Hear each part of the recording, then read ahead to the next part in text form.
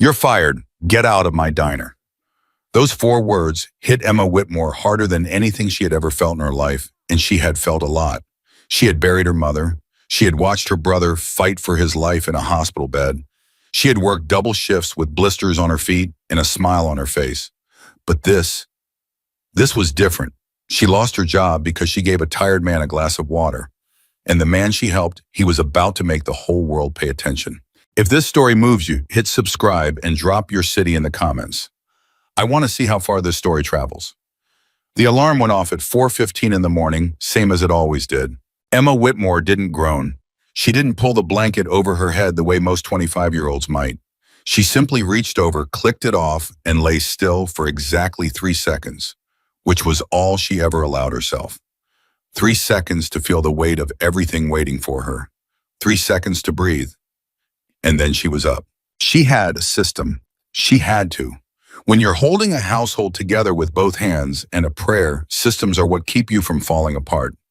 She would brush her teeth, pull her blonde hair into a tight ponytail, check on her brother Ryan before leaving, make sure his medication was within reach on the nightstand, and be out the door by 4:45. Not 4:50, not 4:46, 4:45, because the bus to Riverside Corner Diner left at 5:02, and if she missed it, she'd have to walk 6 blocks in the cold, and she'd be late opening the coffee station, and David Collins would write her up again. David Collins loved writing people up. It made him feel like he mattered. Emma tied her apron strings in a double knot and stepped out into the dark. The morning air bit at her cheeks. November in their town didn't ease into the cold. It arrived like a demand, sudden and unapologetic. She tucked her chin into her jacket collar and kept her eyes forward. She had learned long ago that looking down too much on mornings like this made the weight feel heavier. Better to look straight ahead. Better to keep moving. The diner was already lit up when she arrived. She could see the warm glow of the interior lights spilling onto the sidewalk.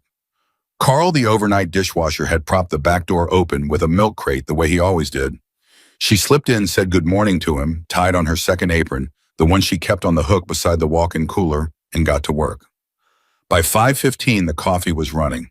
By 5:30, the first regulars had started filtering in. Riverside Corner Diner wasn't a fancy place. It had 10 tables, a long counter with 8 stools, a pie case that only ever had 3 kinds of pie in it, regardless of what the chalkboard claimed, and fluorescent lighting that buzzed faintly when the weather got humid. But it was warm. It smelled like coffee and bacon and something reliable.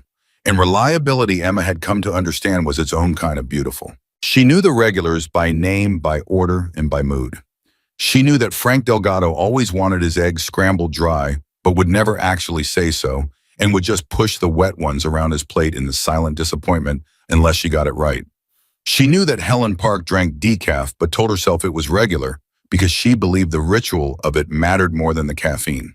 She knew that the 2 retired postal workers who came in every Tuesday and Thursday would argue about baseball for 20 minutes and then laugh so hard one of them nearly choked, and that she should always have extra napkins ready for that moment. Emma didn't just take orders. She paid attention. That was the thing about her that people noticed, though they rarely said it out loud. She paid attention to people as if they were worth paying attention to. As if every single person who walked through that door carried something real inside them, something that deserved to be seen. Her father had taught her that. Robert Whitmore had worked his whole life in a factory that made him feel invisible, and he had refused to pass that feeling on to his children. Emma, he had told her once when she was maybe 9 years old, and they were sitting on the back porch watching fireflies. The only measure of a person that matters is how they treat someone who can't do anything for them. You remember that? She had remembered it. She had carried it into every single shift, every table, every cup of coffee she poured, even on the mornings when her feet hurt and her eyes burned, and she had barely slept because Ryan had a rough night and kept waking up in pain. She carried it because it was the last real piece of him she had left. The morning started the way mornings usually did, busy enough to keep her moving, manageable enough that she could keep everything under control. David Collins arrived at 7 sharp, same as always, and immediately began walking the floor with the air of a man performing an inspection of his own importance. He straightened napkin holders that didn't need straightening. He picked up menus that were perfectly fine and stacked them with unnecessary precision. He nodded at customers as if their presence was something he was generously permitting. Emma stayed out of his way. That was also part of her system. It was around 8:15 when the door opened and the entire atmosphere in the diner shifted. She didn't hear a bell. She didn't hear dramatic music. She just heard the creak of the hinges, the same creak she had heard 1,000 times, and looked up the way she always did when a new customer came in. And she saw him. He was a big man, not just tall, but built the way certain men are built who have spent decades in physical work or physical conflict, or both. He wore a leather vest covered in patches, and even from across the diner, Emma could see the central patch clearly enough to know what it meant. Hell's Angels, patches on both sides of the chest, a bottom rocker with a location, more patches along the front and back that she couldn't read but that told a story by their density alone. His beard was gray and brown mixed together, trimmed but not neat. His face was deeply lined, not in a soft way, but in the way that comes from years of weather and decision and consequence. He stood at the entrance for a moment, just a moment, and that was enough. Emma watched it happen in slow motion. The couple at table 3, a young pair probably on their way to work, both glanced up and then deliberately looked back down at their phones. The man at the counter, a middle-aged guy she didn't recognize, picked up his coffee mug and shifted his body almost imperceptibly away from the door. Helen Park stopped mid-sentence and reached for her purse, not because she was leaving, just because she wanted it closer. The whole room contracted around itself. But Emma watched the man and she saw something that none of them were seeing because none of them were actually looking. He was holding himself too carefully.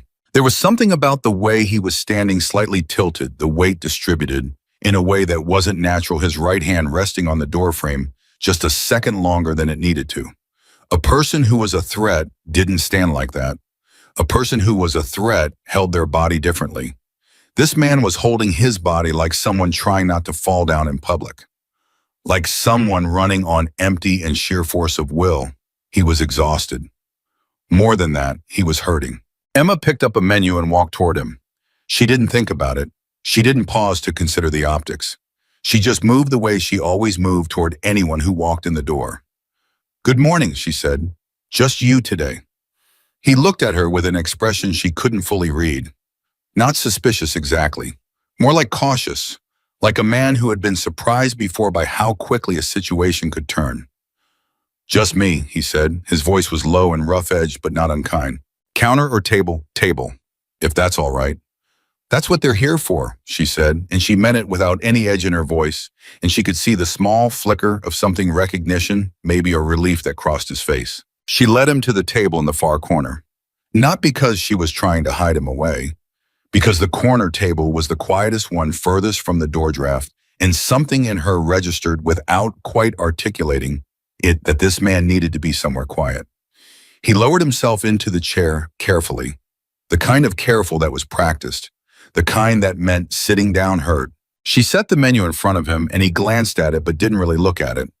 His eyes were doing that distant thing that eyes did when a person was operating on reserves they didn't have. "I'm Emma," she said. "I'll let you look this over. Can I bring you something while you decide? Coffee, water?" "Water would be good," he said. "Please." That please. She noted it. It wasn't performed. It wasn't aggressive politeness trying to compensate for something. It was just a word used simply, and that simplicity told her more than a paragraph of explanation would have. She brought him a full glass of water and a second one without being asked. He drank the first one almost immediately, and she could see the slight involuntary closing of his eyes as the cold hit him, like his body was recognizing something it had been waiting for. She refilled the glass without a word. She gave him time. She went to her other tables, checked on Frank's eggs, refilled Helen's decaf, and let the man in the corner breathe. She didn't hover. She didn't rush him. When she came back 5 minutes later, he had the menu closed in front of him and his hands folded on top of it, and something about the gesture reminded her oddly of a man sitting down for a church service, as if he was trying to gather himself. "What can I get you?" she asked. He hesitated, just briefly, but she caught it. "Coffee," he said. "Black, and just the coffee for now." Emma looked at him. She didn't stare. She didn't make it into something larger than it was. But she looked at him the way her father had always looked at people, like they were worth a second of real attention. "Our special this morning is 2 eggs toast and bacon," she said. "Comes with home fries. Pretty decent." That sounds good, he said, but just a coffee today. She nodded, wrote it down, walked away.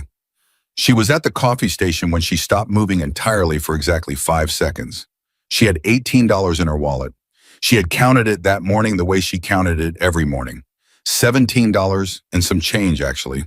Her bus fare home was $1.50, which meant she did the math without meaning to the way she always did, $15 and some cents available.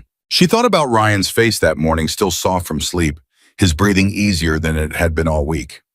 She thought about the stack of bills on the kitchen counter that she had shuffled around for the past 3 weeks, pretending she could make the math work differently if she just looked at them from different angles. And then she thought about the man in the corner who had drunk 2 glasses of water, like he hadn't had water in a day, and was ordering only coffee because that was all he felt he could justify. Emma turned around. She went back to the window and called through to Pete in the kitchen. Pete, can you put in a number 3 for table 9 eggs, medium toast, white extra home fries? Pete looked at her. I don't have a ticket for that. I know, she said. I'm buying it. Pete opened his mouth and then closed it and then just said, sure, Emma, and turned back to the grill. She set the coffee down in front of the man and told him it would be a few minutes. He looked at the mug and then up at her. I only ordered coffee, he said. I know, she said, but you look like you haven't eaten, and the special's good today. It's on me. He was quiet for a long moment, long enough that she wondered if she'd overstepped, if she'd read the situation wrong, if what she thought she'd seen in his eyes was something else entirely. Then he said very quietly, you don't know me. No, she agreed, but I know a person who needs a meal. Something moved through his expression, something deep and complicated that she didn't try to name. He looked down at his coffee cup and then back up at her and gave a single slow nod.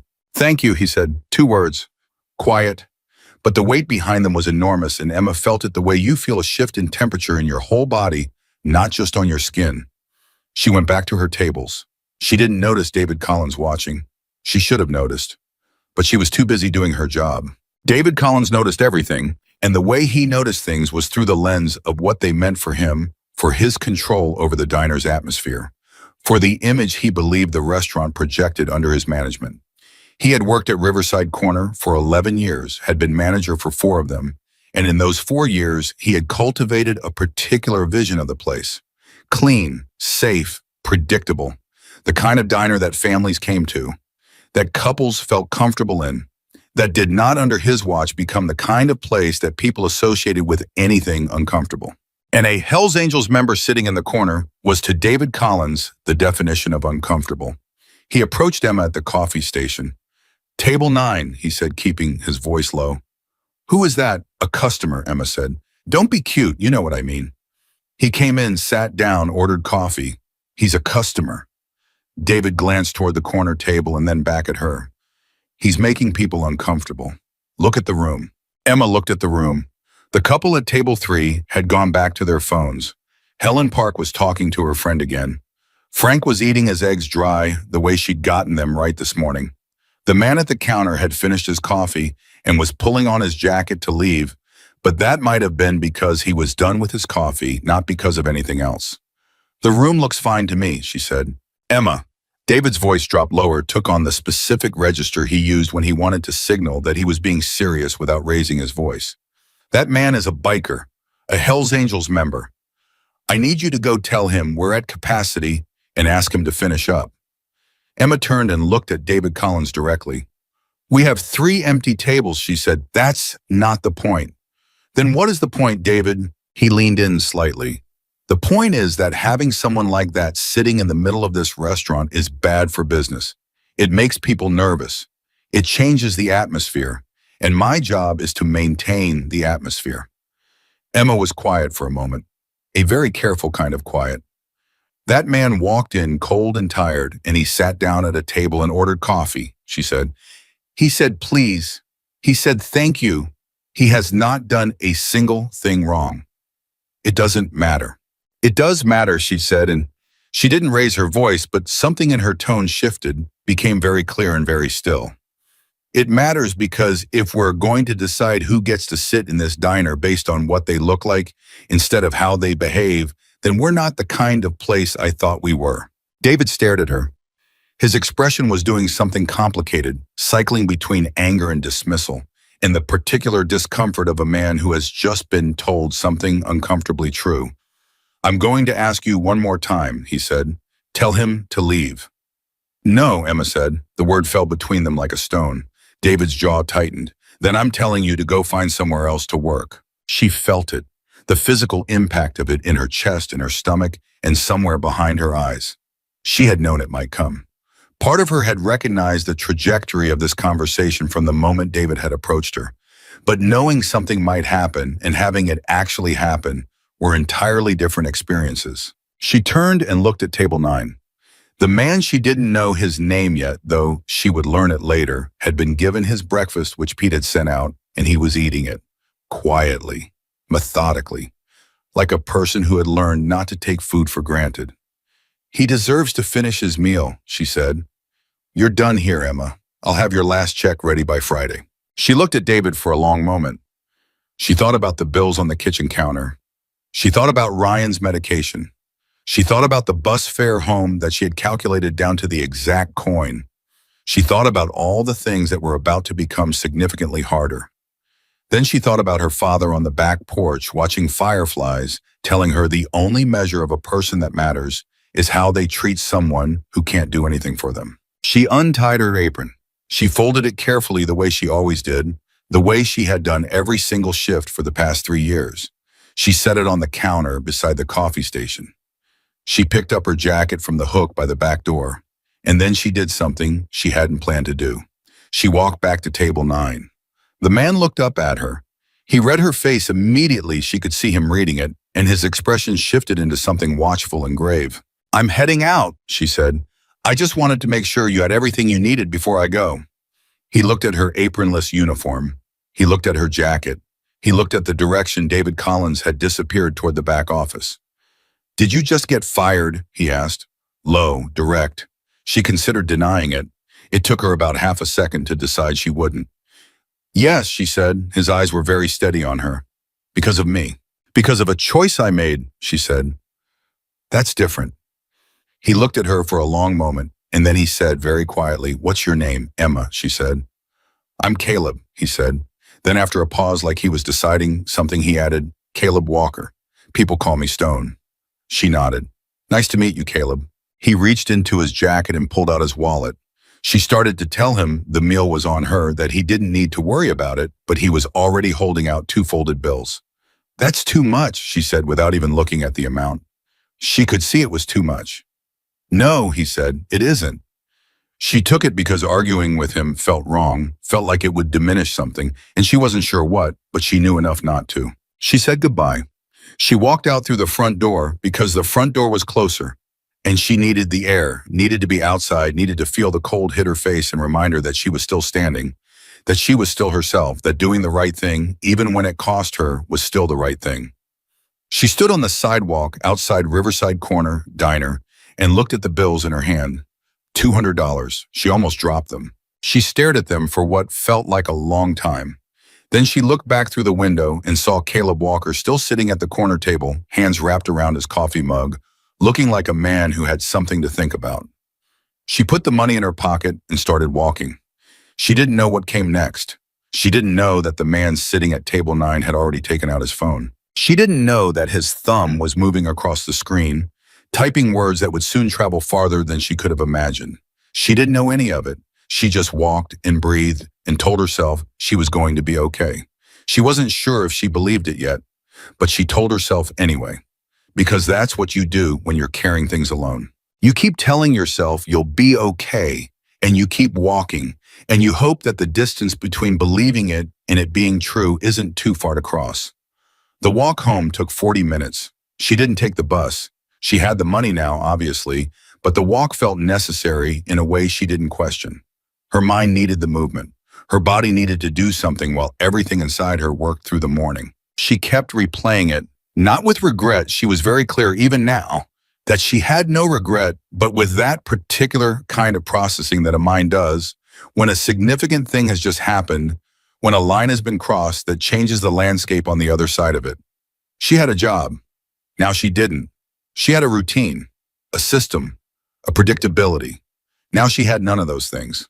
What she had was exactly $17, minus the 200, which felt too big to quite absorb yet, and a brother who needed medication and a stack of bills, and no idea what shift she would work tomorrow morning. She turned the key in the apartment door and stepped inside. Ryan was awake. He was sitting at the kitchen table with a bowl of cereal and his laptop open, and when he looked up at her face, he went very still. "What happened?" he said. Ryan was 22, 3 years younger than Emma, and he had their mother's dark eyes and their father's directness and a medical condition that had been the defining challenge of Emma's adult life, not because she resented him for it, not even a little, but because loving someone who is suffering is its own kind of sustained hard work. He had good days and bad days. Today appeared to be a reasonably good day. He was sitting up, which was always a positive sign. She sat down across from him. She didn't take her jacket off. She just sat down and put her hands flat on the table. "I got fired," she said. He stared at her. "What?" "This morning, a man came into the diner. Look, it doesn't matter exactly who he was. He needed help. I helped him. David didn't like it. He told me to make the customer leave. I wouldn't. So he fired me." Ryan kept staring at her. She could see him working through it the way he always worked through things methodically like their father. "What do you mean he needed help?" "He was exhausted and he hadn't eaten and he had nowhere to be warm for a few minutes, so I bought him breakfast." "You bought him breakfast with your own money?" "Yes." "Emma." "Ryan." He stopped, started again. "What kind of customer was it? Why would David fire you for that? He can't just—" "He was a biker," she said. "Hell's Angels." Silence. Ryan put his spoon down. "Emma," he said again, but differently this time. Not with frustration, with something more complicated. "He was tired," she said simply. "He was tired and hurting, and he needed a meal and someone to treat him like a human being. That's all I did. And David wanted me to throw him out, and I couldn't do that. I won't do that. Dad would have—" She stopped, breathed. "Dad would have done the same thing." Ryan was quiet for a moment, then he said, "I know he would have." They sat across from each other in the kitchen that smelled like coffee, in the particular familiar combination of their shared life, and Emma felt the weight of the morning settle fully onto her shoulders for the first time. "We're going to be okay," she said. Ryan looked at her steadily. "Tell me you believe that." She almost said yes immediately, then she stopped, because Ryan deserved honesty. He always had. "I'm working on it," she said. He reached across the table and put his hand over hers. "Then work on it," he said. "We'll figure the rest out." She squeezed his hand and kept her face steady and calm. She was good at that. She had been good at that for a long time. But later, when Ryan had gone back to his room to rest and the apartment was quiet, Emma sat in the kitchen alone and looked at the $200 bills on the table. She thought about the man who had handed them to her without ceremony or drama or expectation. She thought about the way he said, "I'm Caleb," the way he said, "People call me Stone," like he was giving her something real, not a performance. She thought about what it must feel like to walk into a room and watch it close against you before you've done a single thing wrong. She thought about that, and she thought about her father, and she thought about what she had done that morning and whether it had been wise. Then she thought about whether wise was always the same thing as right. She decided that it wasn't. She picked up the money and put it in the envelope on the counter marked Ryan Meds, and she sat back down and she made a list. Because lists were what she had when everything else felt uncertain. Step 1, call the employment office. Step 2, look at the job boards. Step 3, figure out the next 2 weeks. Step 4, take it from there. She had no way of knowing that somewhere across town, Caleb Walker had sent a message that was already spreading through a network wider and deeper than she could have imagined. She had no way of knowing that her name was being passed from one phone to another, from one chapter to another, carried along on the specific frequency of men who understood something about being judged unfairly. She had no way of knowing that the story of a young blonde waitress who lost her job for giving a tired man a meal was becoming something larger than a story. She sat at her kitchen table with her list and her envelope of medical money, and she told herself again that she was going to be okay. And somewhere across the city, Caleb Walker was making sure she would be. She didn't sleep well that night. This wasn't unusual. Emma's sleep had never been deep or easy. Too many years of half listening for Ryan, Too many months of rolling numbers in her head like prayer beads. Too many mornings with 4:15 alarms. But that night was different. That night she kept cycling back to the same moment, the moment of folding her apron and setting it on the counter, and knowing it was the last time. And each time she returned to it, her chest did something complicated. She wasn't second-guessing herself. She wanted to be clear about that, at least to herself in the privacy of her own 4 a.m. wakefulness. She would make the same choice again. She knew she would. The absolute clarity of that was actually the one thing she could hold on to when everything else felt uncertain.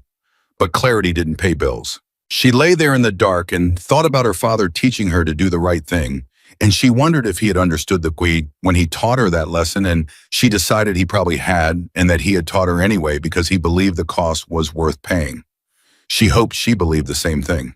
By 5 in the morning, she gave up on sleep and got up and made coffee and sat at the kitchen table with her list and added 3 more items to it that she thought of in the night.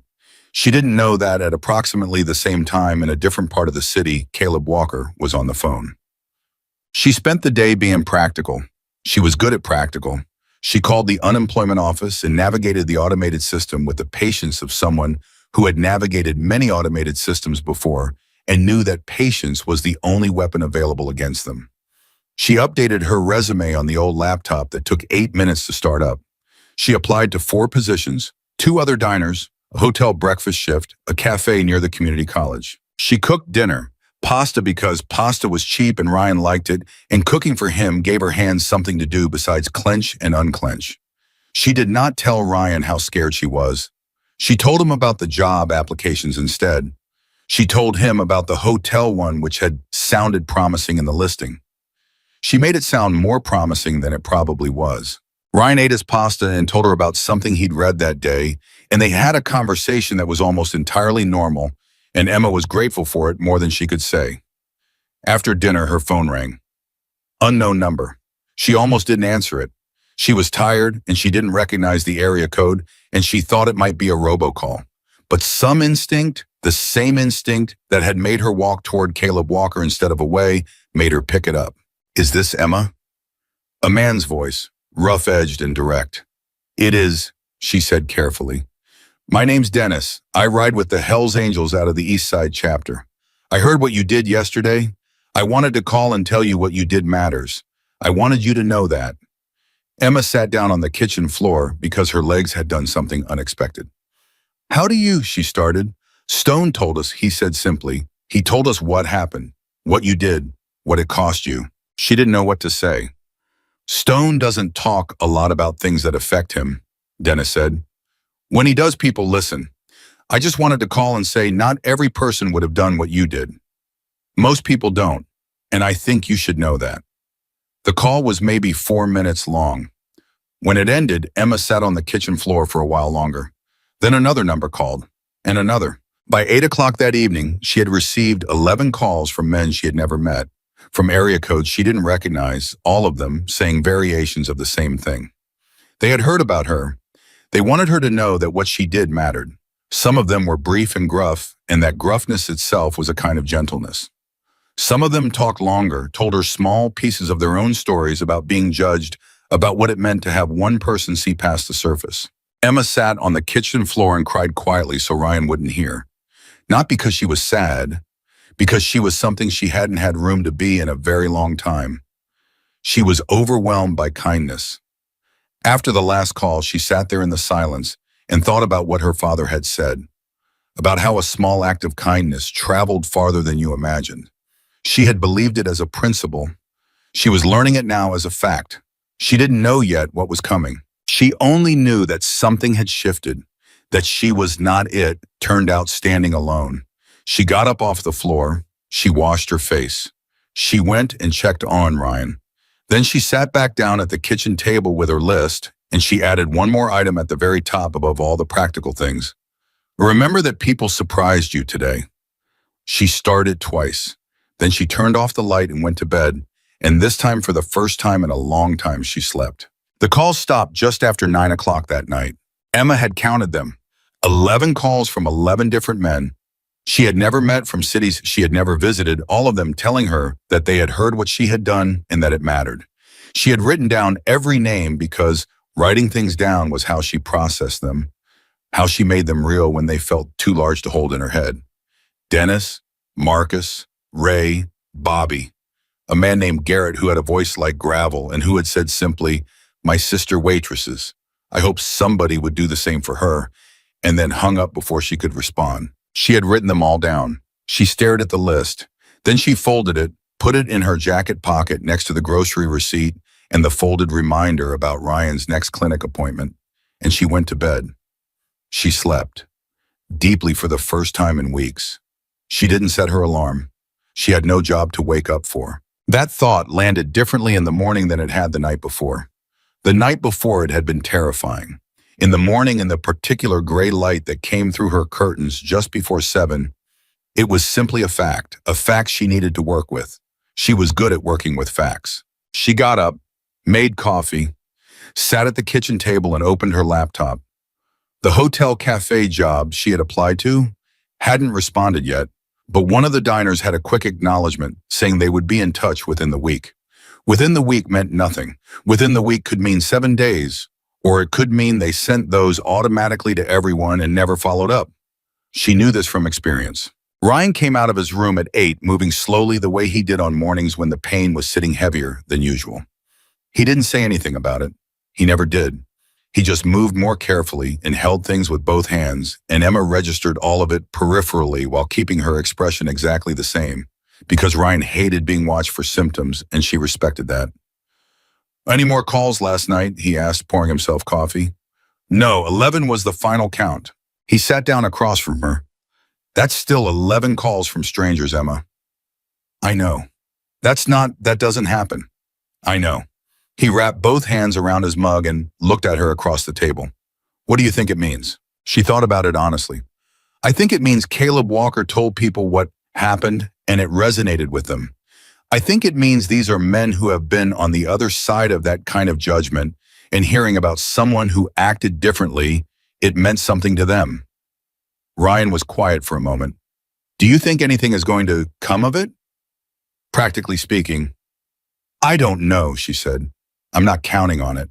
But," she looked at him, "but it reminded me of something." "What?" "That Dad was right," she said simply. Ryan didn't say anything to that. He just nodded slowly and they drank their coffee in the particular silence that exists between two people who share the same grief and the same inheritance and don't need to explain either one to each other. Her phone buzzed on the table. Not a call this time. A text. Unknown number. She picked it up. "Emma, it's Caleb. Stone. I want to talk to you if you're willing. I can meet wherever you're comfortable. No pressure either way." She read it twice. Then she looked up at Ryan. He was watching her. "Stone," she said. He set down his coffee. "The biker." "Yeah. What does he want? To talk." She put the phone down, picked it up again, put it back down. "He says no pressure." Ryan studied her. "Are you going to meet him?" She thought about the man who had handed her $200 without hesitation.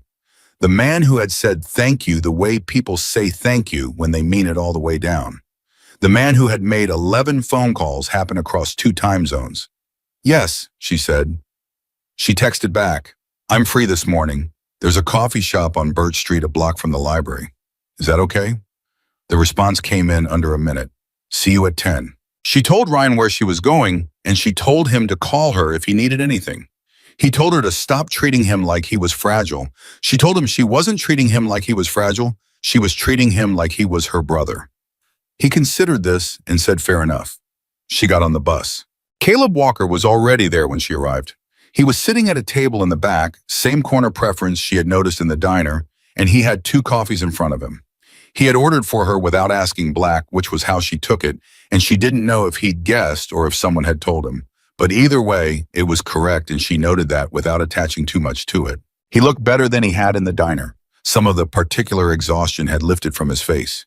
He was still a physically imposing man. She doubted that ever went away entirely, but the layer of depletion she had seen through was thinner now. He looked like a man who had slept and eaten and had somewhere to be. He stood when she came in. That surprised her. He waited until she sat down before he sat down. That surprised her even more. "Thank you for coming," he said. Thank you for the coffee, she said. She wrapped her hands around the mug the way Ryan did on hard mornings, not because she was cold, but because it was grounding. And for the other day, the $200. You didn't have to do that. I know I didn't have to, he said. That's why I did it. She looked at him. How did you know I took black? Something shifted in his expression, the ghost of something almost like humor. I didn't, I guessed. You didn't seem like the kind of person who needed extra things in her coffee. She wasn't sure if that was a compliment or an observation. She decided it was both. I got calls last night, she said. 11 of them. From people in your... She paused, not sure of the right word, and he provided it without making it awkward. My family, he said. Your family, she repeated. She tested the word, found that it fit. They called to tell me that what I did mattered.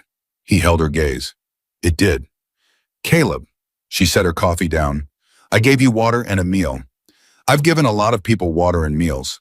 I'm not saying that to diminish it. I'm saying it because I want you to understand I don't think I did anything remarkable. I think I did the minimum a decent person should do. He leaned forward slightly. When he spoke, his voice was very quiet but very clear. Emma, I've been writing for 30 years. I've walked into 100 places like that diner, and I can count on one hand the number of times someone looked at me the way you did. Not like a problem to manage, not like something to be afraid of or to tolerate, just like a person. She felt that land. I had people call me last night, she said, 11 of them. I am taking that seriously. I understand it's significant to a lot of people. I'm just telling you how it looks from where I'm standing, because I think you deserve honesty. He studied her for a moment, then he said, that's exactly what I wanted to talk to you about. She waited. I put out what happened, he said. I told people in my network. I told them the short version. A young woman working a diner customer comes in looking rough. She buys him breakfast with her own money. Her manager fires her for it. And Emma, I want you to understand something. That story, he stopped, chose his words carefully, which she was beginning to understand was characteristic of him. He was not a man who spoke carelessly. That story hit a nerve in a lot of people, in a lot of different places. I could tell, she said. 11 calls, that was unexpected. 11 calls was the first wave, he said. She stared at him. He held her look steady and serious. It's been 24 hours, Emma. The story has moved through 4 chapters, 2 states, and it's still going.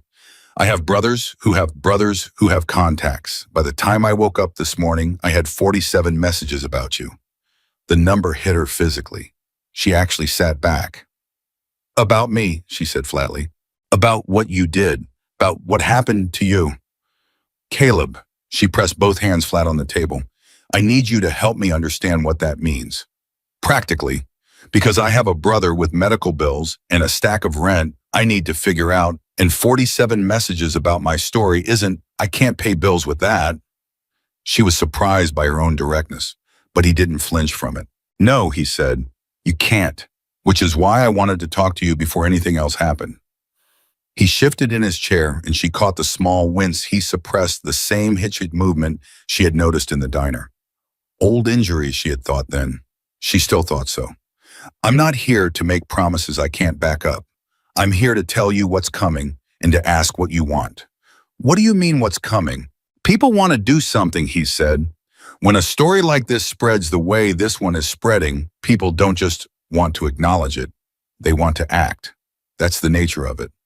Act how, he looked at her carefully. There's talk of some of my brothers going to the diner. The floor dropped out of her stomach. To do what? To have breakfast, he said simply. She stared. That's it. That's it, he said. To have breakfast, to show up, to make a point, a quiet point, but a clear one, that what David Collins did was wrong, and that the values he thought he was protecting by firing you are not values anyone should be protecting. Emma was quiet for a long moment. She thought about the diner, about the couple at table 3, and Helen Park and Frank Delgado and his eggs. She thought about Pete in the kitchen, who had asked no questions when she put in the order for Caleb's meal. She thought about Michael Bennett, the owner, who she had maybe spoken to 4 times in 3 years, and who mostly left the day-to-day to David. How many people, she asked. I don't know yet, he said honestly. It could be 20. It could be more. She thought about 20 motorcycles pulling up outside Riverside Corner. Diner and felt something rise in her chest that was not quite fear and not quite exhilaration, but was something between the two. Something that recognized that a thing like that would not be quiet, would not be small, would be a statement that nobody could look away from. I have conditions, she said. He raised an eyebrow. If people are going to do something, if they're going to show up, I need it to be peaceful. Not because I think your people are dangerous, but because the moment anyone can frame it as threatening, the story changes. The story stops being about what I did and starts being about biker intimidation, and then everything gets distorted and nothing I care about is actually served. He nodded slowly. That's a fair condition, and I need nobody to threaten David Collins or speak to him aggressively, even if he deserves it. Also fair. And she stopped, looked at her coffee. I don't want to become a cause. Do you understand what I mean? I don't want to be turned into a symbol for something I didn't intend. I just helped a person. I want that to remain what it was. Caleb was quiet for a moment, a genuine quiet, not the prelude to an argument, but the quiet of a man actually listening. Emma, he said, can I tell you something about you that you might not see from where you're standing? She nodded. The fact that you just said all of that, he said, the fact that your first question was not, what can I get out of this? And your conditions are all about protecting other people rather than yourself. That is exactly why this story is spreading the way it is. People can tell the difference between someone performing kindness and someone who is actually kind. You were actually kind, and that's rarer than you think. She felt her throat do something. She kept her face steady because she was very practiced at keeping her face steady. I'm going to be honest with you, she said when she trusted her voice again. I'm scared. Not of you or your people. I'm scared because I'm 25 years old, and I just lost my job for doing something I knew was right. And I'm sitting here trying to hold it together, and you're telling me that my story has traveled through 2 states and 47 people care about it, and I don't know what to do with any of that. You don't have to do anything with it, Caleb said. I'm a practical person, she said. I don't know how to accept something I didn't earn. He looked at her steadily. You bought me breakfast with your last $15. That's different. It really isn't, he said. You gave something without thinking about whether you'd earned the right to give it. What's coming to you now, you earned it the same way, by not thinking about earning it. She sat with that for a moment. Then she said, okay, just that. Okay, one word, but it was a real word, not a performance of acquiescence. He seemed to understand the difference. There's one more thing, he said. She waited. I spoke to some people who know Michael Bennett, the owner of the diner. He paused. He doesn't know yet what David did, or he knows in broad strokes his manager fired a long-term employee, but he doesn't know why. He doesn't know the full picture. Emma felt something tighten in her. You told people about this. I told people facts, he said carefully, that a waitress was fired for refusing to turn away a customer who had done nothing wrong, that's all. But Michael Bennett has a reputation for caring about his business the right way. People who've dealt with him say he's a man who, when he understands what actually happened, will want to fix it. I'm not interested in being someone's redemption story, she said, and she heard the edge in her own voice and didn't apologize for it. I know, he said, but you might be interested in your job back. She looked out the window beside their table. She looked at the street, at the people walking past with their coffees and their earbuds and their ordinary Thursday mornings. She thought about these bills. She thought about Ryan. She thought about Pete in the kitchen and Helen Park and Frank's eggs and the way the diner smelled at 5:15 in the morning when she had it to herself for those 20 minutes before anyone arrived. She thought about David Collins telling her she was done there. She looked back at Caleb. Tell me what you're thinking, she said. He told her. They talked for 2 hours. She asked questions and he answered them. He proposed things and she pushed back on some of them and agreed to others. By the time they left the coffee shop, the sky had gone from gray to a thin winter blue, and Emma had a decision in her head that felt simultaneously terrifying and completely right, which in her experience was usually the sign that a decision was correct. She shook his hand at the door. He held it for a moment. You're tougher than you look, he said. I have to be, she said. Then because it was true and because he deserved to hear it. Thank you, Caleb, for not forgetting. He shook his head. I couldn't have forgotten if I tried. She took the bus home. She sat in the back and watched the city move past the windows and thought about chains. Not the kind of chains that bound people. The other kind. The kind her father used to talk about when he talked about actions and consequences, and the way a good deed didn't end with the deed itself but kept going, kept moving outward in directions you couldn't predict or plan. She had given a man water and a meal. He had given her $200. He had told people. People had called, and now something was gathering that she had set in motion with a glass of water and $15 and a conviction that her father had planted in her on a back porch when she was 9 years old. She got home and she sat across from Ryan and she told him everything. Not the abbreviated version, not the managed version she usually gave him to spare him worry. All of it. Caleb's words, his plans, her conditions, the 47 messages, the 2 hours in the coffee shop, the handshake at the door. Ryan listened without interrupting. He was good at that when it mattered. He had a stillness in him that made you feel genuinely heard rather than just tolerated until you finished talking. When she was done, he was quiet for a moment. Then he said, "Dad would have loved this." Emma looked at him. "He would have," Ryan said. "He always said that the right thing had a momentum of its own, that you didn't have to push it. You just had to start it." She hadn't said anything about her father in the whole telling of it, but Ryan had gotten there anyway. Because of course he had. Because they were their father's children, both of them, and they had the same compass, even if it sometimes pointed them in different directions.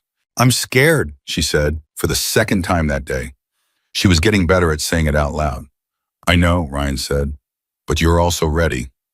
She slept well again that night. She woke up the next morning to 23 texts, not from numbers she recognized, from people she had never met in places she had never been.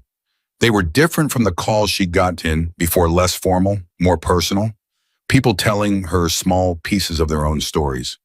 A woman named Terry, who had been fired from a grocery store for defending a homeless man who the manager wanted removed. A man named Paul, who had been the man nobody sat next to on the bus for 15 years, and the way that felt. A kid she was pretty sure from the syntax, maybe 19, who wrote most people would have just looked the other way. You didn't. That matters. She read every single one. She texted back every single one. Ryan found her at noon, still at the kitchen table, her coffee long, cold typing. He looked at the screen. He didn't say anything. He went and made her a fresh cup and set it beside her without breaking her concentration. And she looked up just long enough to meet his eyes, and then looked back down and kept typing. Because these were people, and people deserved to be responded to. That was the thing about Emma Whitmore that nobody had ever managed to take from her. Not the bills or the early mornings or the exhaustion or the loss or David Collins. She never stopped seeing people as people. Not the tired man who walked into her diner. Not the 11 callers in the dark. Not the 23 strangers who had reached out across the digital distance to tell her something about themselves. They were all people. They were all worth the full length of her attention. Her phone rang at 3 in the afternoon. Number she didn't recognize, different area code. Emma Whitmore, speaking. "My name is James Harrow. I'm a reporter for the Regional Dispatch." A pause. "I'm calling because a story has come across my desk that involves you, and I wanted to reach out directly before publishing anything." Emma put down her coffee cup very carefully. "What kind of story?" she said. "A human interest piece," he said, "about a waitress who was fired for helping a Hells Angels member, about the response from the biker community." Another pause, and she could hear him gauging her reaction through the silence. "It's a good story, Ms. Whitmore. The kind people need right now." She was quiet for 4 seconds. "Who gave you my name?" she said. "I'm afraid I can't disclose." "I'm not asking you to disclose a source," she said. "I'm asking you a general question about how this reached you, because I need to understand how wide this has spread before I say another word." He seemed genuinely surprised by that. A different kind of surprise than the managed expectation kind, a real kind. "It came through social media," he said. "Multiple posts on different platforms. Your name was already public." Her name was already public. She let that land, let it fully arrive. She had given a man breakfast 3 days ago. Her name was already public. The story had crossed 2 states and 4 chapters and 47 messages and 23 texts, and now it had reached a newspaper reporter. "I need 24 hours, she said. "Ms. Whitmore, I'm not refusing," she said. "I'm asking for 24 hours to speak to someone before I talk to you. Will you give me that?" He hesitated. She could hear him calculating. "I'll give you until tomorrow morning," he said. 8 a.m. "Thank you," she said and meant it and ended the call. She sat there for a moment, then she picked her phone back up and called Caleb Walker. He answered on the second ring. "A reporter called me," she said, a pause. "How'd they get to you this fast?" "Apparently it's on social media, multiple platforms. My name is already public." She kept her voice level. "Caleb, I need to know how wide this is before tomorrow morning." "Let me make some calls," he said. "I'll know in an hour." "Okay." "Emma." "Yeah." "Are you all right?" She thought about it. The real question under the question was whether she was overwhelmed, whether she was retreating, whether the scope of it was making her want to take it all back and disappear into anonymity. "I'm okay," she said. "I'm just recalibrating."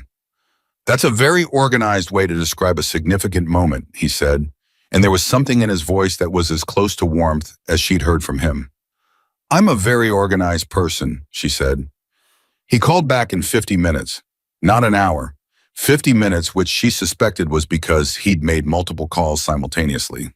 "All right," he said. "Here's what I know. There are posts on 4 different platforms. The story is being shared not by me or my people directly. It's spread on its own from that point. We're looking at roughly 800 shares across platforms as of this afternoon, trending upward." Emma pressed her hand flat on the kitchen table. 800. 3 days ago, she had given a man water and eggs. "The reporter," Caleb said. "Do you want my read on it?" "Yes," she said. "Talk to him," he said, "on your terms. You set the boundaries. You decide what gets said and what doesn't. You control the narrative or the narrative controls you. That's the only option at this point." "That's what I was thinking," she said. "You're good at this," he said. "At what?" "Thinking clearly when things are moving fast." She almost laughed. "I don't feel like I'm thinking clearly." "No," he said. "That's how you know you are." After she hung up, she sat at the table and she did not make a list. For once, she just sat and let the size of it surround her without trying to organize it into manageable pieces. She let herself feel the full scope of it. The reporter, the 800 shares, the 47 messages, the 11 calls, the $200, the glass of water, her father on the back porch. The chain that had started with one small thing and was now reaching further than she could see. Ryan appeared in the doorway. He looked at her face. "What happened?" he said. "There's a reporter," she said, "and apparently it's on social media. 800 shares, and that was as of this afternoon." Ryan sat down slowly. "Emma, I know. I know." He was quiet for a moment. "What are you going to do?" She looked at her brother. His dark eyes, their mother's eyes, steady on her face. She thought about everything she'd been carrying since the morning she found him barely functional and realized she would be the one holding everything together. She thought about the medical bills and the early alarms and the aprons she had folded and set on the counter and the job she had walked away from rather than betray something her father had taught her. She thought about Caleb Walker saying people who give kindness must also learn how to receive it. She thought about a man who had walked into a diner expecting the world to close against him and finding instead a young woman with a glass of water and $15 in the absolute unshakable belief that he deserved both. "I'm going to talk to the reporter," she said, "on my terms." Yeah, she met Ryan's eyes. "Because the story isn't about me. It's about what happened to Caleb in that diner. What happens to people like him every day in every public place they walk into. That's the story that's worth telling."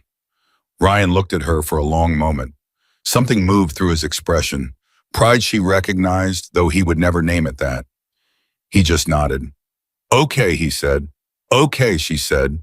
She picked up her phone and put the reporter's number in her contacts. And she wrote at the top of her list above, "Remember that people surprised you today. One more line, tell the true story." She started 3 times. Outside, the city was getting on with its evening. Somewhere across it, she knew Caleb Walker was on his phone.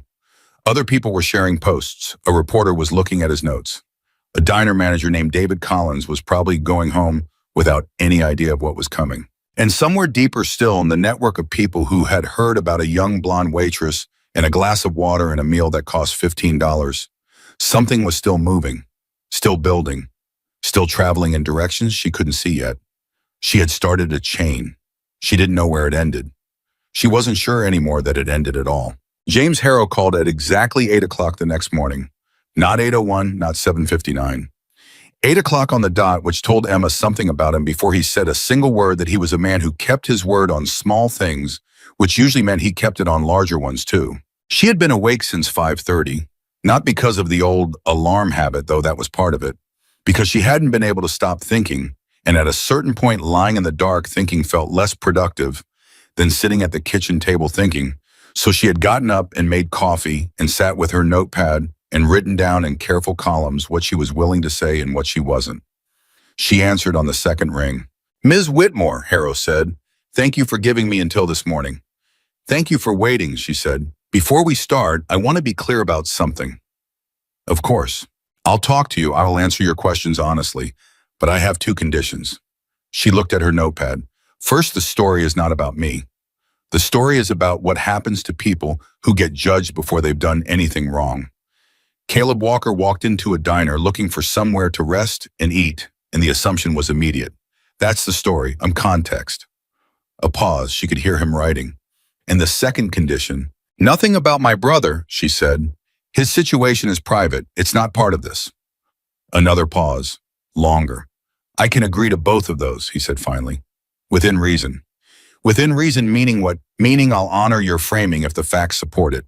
I won't manufacture a story, Ms. Whitmore, but I also won't suppress relevant context if it becomes part of the public record independently." She respected that answer. She didn't like it entirely, but she respected it because it was honest rather than reassuring, and she valued honest over reassuring. "All right," she said, "ask your questions." They talked for an hour and 20 minutes. He was a good interviewer, not in the aggressive trap-setting way that she had vaguely feared, but in the way of someone who asked a clean question and then actually listened to the answer instead of just waiting to ask the next one. He asked her to walk him through that morning from her perspective. He asked what she had seen in Caleb Walker that other people hadn't. He asked what went through her mind when David Collins told her to remove him. He asked what she felt when she folded her apron. She answered every question with the same directness she had used with Caleb in the coffee shop. She didn't perform emotion. She didn't try to make herself sound noble. She just described what happened and what she had thought and felt while it was happening, and she trusted that the truth of it was sufficient without embellishment. When he asked about the calls she'd received, the 47 messages, the 800 shares, she answered those too. When he asked what she thought it meant that the story had traveled that far that fast, she said what she had told Ryan. "It means people are hungry for evidence that the world isn't entirely closed," she said. "People who've been on the wrong side of a snap judgment, and there are more of them than anyone counts. They're looking for proof that sometimes someone does the different thing. I happened to do the different thing, and it happened to reach them. That's all." "That's a very modest assessment of your own action," Harrow said. "It's an accurate one," she said. After she hung up, she sat for a moment. Then she called Caleb. "I talked to the reporter," she said. "How'd it go?" "It went well, I think. He's honest. I got my conditions in." "Good." A pause. "Emma, something's developed that I need to tell you about." She tightened her grip on the phone slightly. With Caleb, she had learned in 4 days when he prefaced something with, "I need to tell you," he meant it was significant.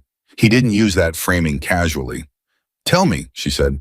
"The chapter voted last night," he said. "Not just mine, 3 chapters. There's going to be a ride." She had known this was coming. Caleb had described something like it in the coffee shop. But hearing it stated as a decision already made, as a thing that was now certain rather than theoretical, made it real in a way the theoretical version hadn't been. "When," she said. "Day after tomorrow," he said. "Saturday morning." "How many people?" He was quiet for just a moment. "Best estimate right now is somewhere between 150 and 200. The number went through her like cold water. 150 to 200 people. Riding to the diner. For her. Because of a glass of water and a meal that had cost her $15 and a job. "Caleb," she said. Her voice was steady. She made it steady. That's a lot of people." "I know. David Collins is going to..." "David Collins is not the target of this," Caleb said, and his voice had something in it that was firm without being aggressive. A clarifying firmness. "This is not about David Collins. This is about showing up for someone who showed up for one of ours. That's all this is. But he's going to be there when it happens." Possibly, I can't control that. She stood up from the kitchen table and moved to the window. She didn't look out of it. She stood with her back to the light facing the interior of her apartment, and she thought, "My condition still stands," she said. "Everything we talked about in the coffee shop." "Agreed. I personally will brief everyone before they ride. Peaceful, respectful, no aggression towards staff or management." He paused. "Emma, I want you to be there." She had not expected that. "You want me there?" "Oh, not at the front, not on display. I'm not asking you to be a spectacle, but I want you to see it. I think you need to see it." She was quiet for a moment. "Why?" "Because you've been carrying things alone for a long time," he said. "And I think seeing this, seeing what one decent act from one person actually generates, I think it would do something for you that I can't do for you in a coffee shop conversation." She thought about what Ryan had said. "You're also ready." "I'll be there," she said. She told Ryan that evening. She sat across from him and laid it out flat, the numbers to the timeline, Saturday morning, her decision to attend. Ryan stared at her. 150 to 200 Hells Angels members riding to the diner where you got fired. Roughly, yes. Because you bought one of them breakfast. Because I treated one of them like a person, she said. The breakfast was incidental. Ryan was silent for a long stretch. Then he said, "I want to come." "Ryan, Emma." His voice had the particular steadiness that appeared when he had made a decision he wasn't going to be argued out of. It was one of the ways he was most like their father. "You've been protecting me from things for 4 years. I'm 22. I'm your brother. I want to be there when this happens." She looked at him. She thought about all the mornings she had checked his medication before leaving for a job she no longer had. She thought about the way she calibrated her voice and her face to give him the version of reality that wouldn't add to his burden. She thought about Ryan saying, "I know he would have about their father," without her having to explain. "Okay," she said. His face changed. Yeah, she said. "But you tell me the moment you need to leave, promise me." "I promise," she nodded. And then, because it was true, and because she had been getting better at saying true things, "I'm glad you'll be there." He reached across the table, same gesture as before, hand over hers. She turned her hand over and held his properly. Saturday morning arrived the way significant mornings always did, without ceremony, without announcement, with the same gray light and the same alarm and the same sequence of getting up and making coffee and breathing through the weight of what was waiting on the other side of the next few hours. She and Ryan took the bus. She had thought about this, about whether arriving in any other way made a statement she wasn't trying to make. She decided the bus was right. She had always taken the bus. She would take the bus now. She wore the same clothes she'd wear to any other morning. Not her diner uniform, she didn't have a reason to wear that, but the same kind of clothes. Practical, clean, nothing performed. Ryan wore his good jacket, the dark blue one their mother had bought him 2 Christmases before she passed. Emma noticed but didn't say anything about it. Some choices didn't need commentary. They got off the bus 4 blocks from the diner. Emma had told Caleb she didn't want to arrive in the middle of anything, didn't want her arrival to be a moment. She wanted to watch it happen. He had understood and had told her he would have someone look out for her so she would know where to stand. That someone turned out to be Dennis, the man who had called her that first night. She recognized his voice before she recognized his face, a large man with a kind expression that sat somewhat incongruously on a frame built for physical force. He found her on the corner with a naturalness that suggested he was good at finding people without making it feel like surveillance. "Emma," he said. "Dennis," she said. "This is my brother Ryan." Dennis extended his hand and Ryan shook it with the composure that had always impressed Emma about him, the ability to meet any situation at face value without performing either awe or distance. "We've got a good spot," Dennis said. "You'll be able to see everything, but you won't be in the middle of it. Come on." They followed him. Emma heard it before she saw it. That was the thing she would remember afterward above everything else. The sound of it arriving before the sight of it. A low rumble, distant at first, the kind of sound you feel in your chest before your ears fully register. It is separate from the ambient noise of the city. Like weather, like something geological and inevitable moving in your direction. She heard it and she stopped walking. Dennis stopped beside her. Ryan stopped on her other side.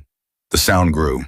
It grew the way a river grows when you're walking toward it gradually, and then suddenly, the volume increasing in stages until it was no longer background but foreground, no longer something you were approaching, but something that was approaching you. And then she saw them. They came around the corner of Market Street in formation, not a ragged or incidental grouping, but an actual formation organized with the kind of precision that spoke to coordination and intention. Pairs of riders, then more pairs, then more stretching back along the street further than she could see from where she was standing. The engines filled the air completely.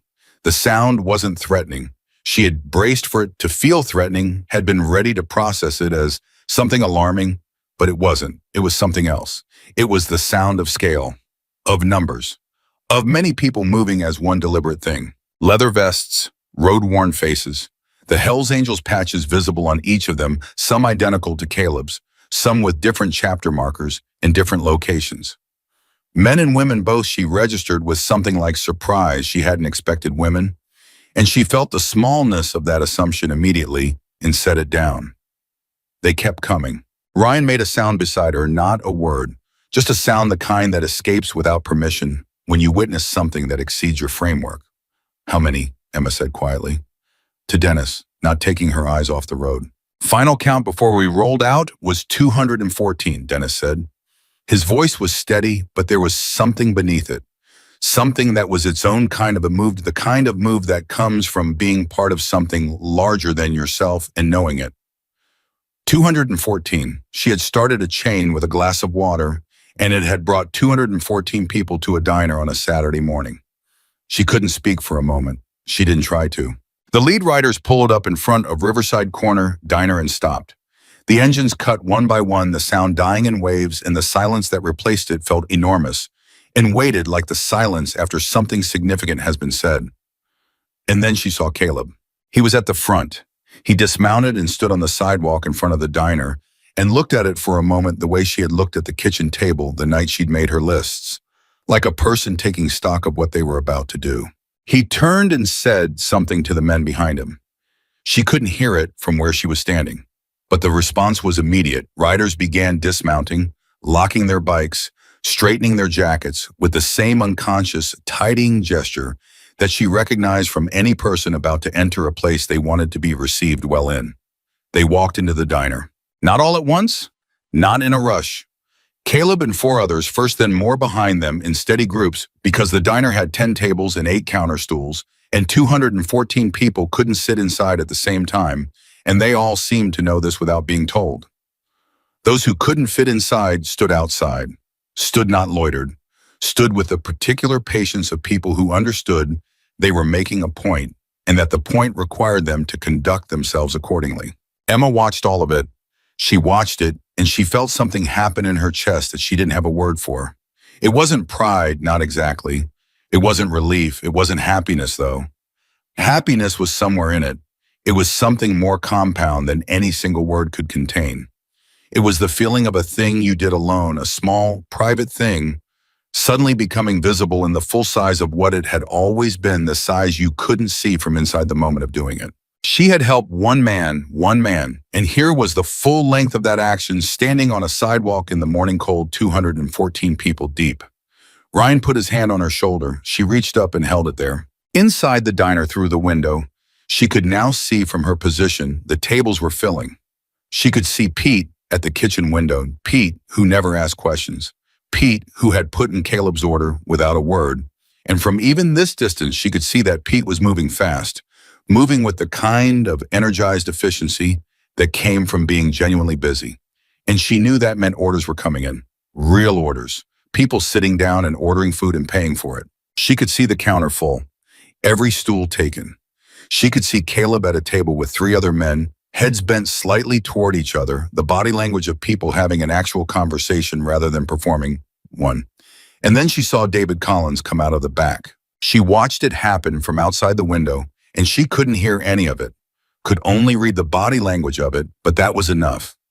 David Collins came out of the back with the expression of a man who had been told something alarming and needed to assess the situation himself before deciding how to respond. He stood at the edge of the dining area and looked at the full tables at the counter, at the people outside on the sidewalk, and she watched the sequence of emotions move through him. Alarm assessment, something that might have been the beginning of comprehension. He made his way across the dining room, toward Caleb's table. Emma's hand tightened on Ryan's. She couldn't hear it. She could only see it. David saying something. Caleb looking up at him, completely unruffled the way a man looks when he knows exactly where he stands. Caleb responding. David's face shifting through something complicated. One of the other men at the table said something. David said something back. And then David Collins did something Emma did not expect. He sat down. Not at Caleb's table, at the adjacent empty one, pulling out a chair. With slightly shaking hands, lowering himself into it like a man whose legs had made a decision. His brain was still catching up to. He sat down, and the man across from him at Caleb's table, she would learn later, his name was Marcus. One of the chapter's longest-serving members leaned slightly toward him and said something, and David Collins sat there and listened. Ryan said very quietly next to her, "What's happening?" "I think someone's being honest with him," Emma said, for possibly the first time. She didn't know if that was true. She didn't know what was being said. But the posture of it, David Collins sitting there, not defending, not managing, not performing, suggested that something was landing that had not previously landed for him. She found out later. She found out that Marcus had said to him very plainly and without anger, "Do you understand that the woman you fired has never had a single customer complaint in 3 years? Do you understand that she covered shifts for coworkers out of her own time and asked for nothing in return? Do you understand that the only thing she ever did that you didn't like was treat a human being like a human being?" And David Collins had not answered. Not because he was defensive, but because he was for possibly the first time actually thinking about the questions instead of preparing a response to them. She found out that Caleb had said nothing during this exchange. He had let Marcus talk. And when Marcus finished, Caleb had looked at David and said quietly, "She didn't do anything to you. She just wouldn't do something wrong." She found out that David Collins had sat there for a long time, but that was later. Right now, she was standing on the sidewalk with Ryan's hand on her shoulder, watching through a window, and then Dennis said quietly beside her, "Caleb wants to know if you'll come in." She felt her breath catch. "Tell him I'm good out here," she said. "I don't need to be part of the inside of it." "He said you'd say that," Dennis said. "He also said to tell you you started this. You should see where it landed." She looked at Ryan. Ryan looked back at her. "Your call," he said, but his eyes said what his words didn't, which was go. She went. She walked in through the front door of Riverside Corner Diner, and the smell hit her immediately. Coffee and bacon and something warm and reliable. The smell she had woken up to for 3 years. The smell that was simply part of the fabric of her daily existence. And it hit her with a force she hadn't prepared for. Nobody looked at her. Nobody announced her. She walked in and found a space near the counter and stood there and looked at the room. Full tables, full stools. The particular texture of a diner that is operating at an absolute capacity, but not chaos, the good version of busy, the version where everything is working, where the food is moving and the coffee is pouring, and the human sound of conversation fills every corner. Pete saw her through the kitchen window. He pointed at her. She pointed back. It wasn't a word, but it was a whole conversation. She found Caleb's eyes across the room.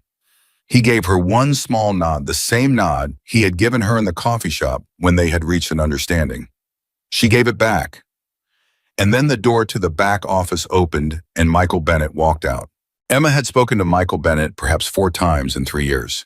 He was the kind of owner who trusted his managers to run the day-to-day and appeared for the big things, inspections, staff events, genuine crises. He was 60-something, with the face of a man who had worked hard his whole life and was not embarrassed by it. He came through the office door and stopped when he saw the room.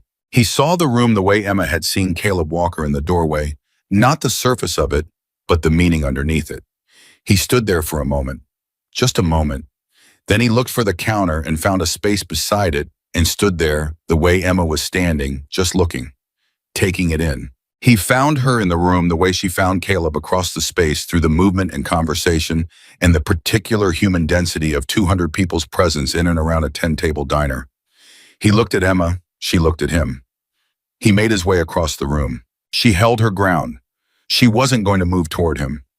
Not because she was performing anything, just because moving toward him would change what this was, would make it supplication instead of meeting, and she had done nothing to supplicate for.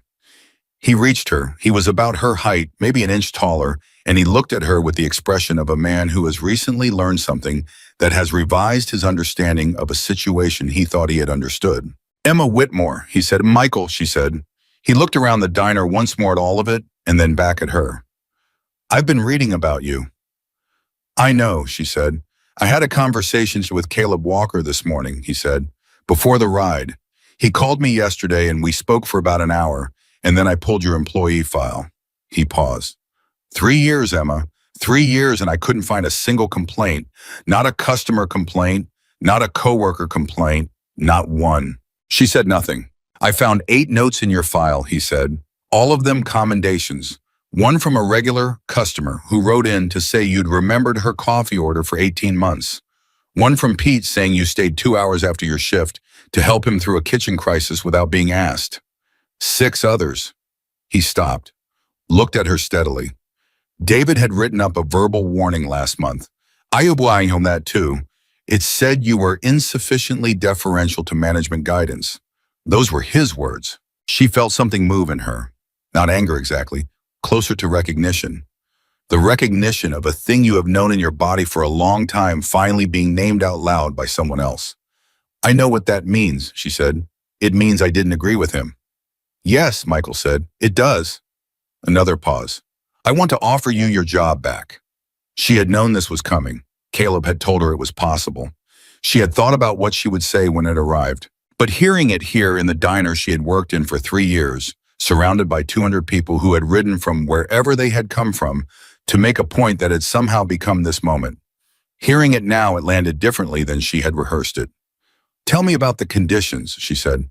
Because she had told Caleb in the coffee shop she didn't want temporary promises. Michael looked at her. Something in his expression shifted a slight recalibration, the look of a man who had expected negotiation and was meeting something more fundamental instead.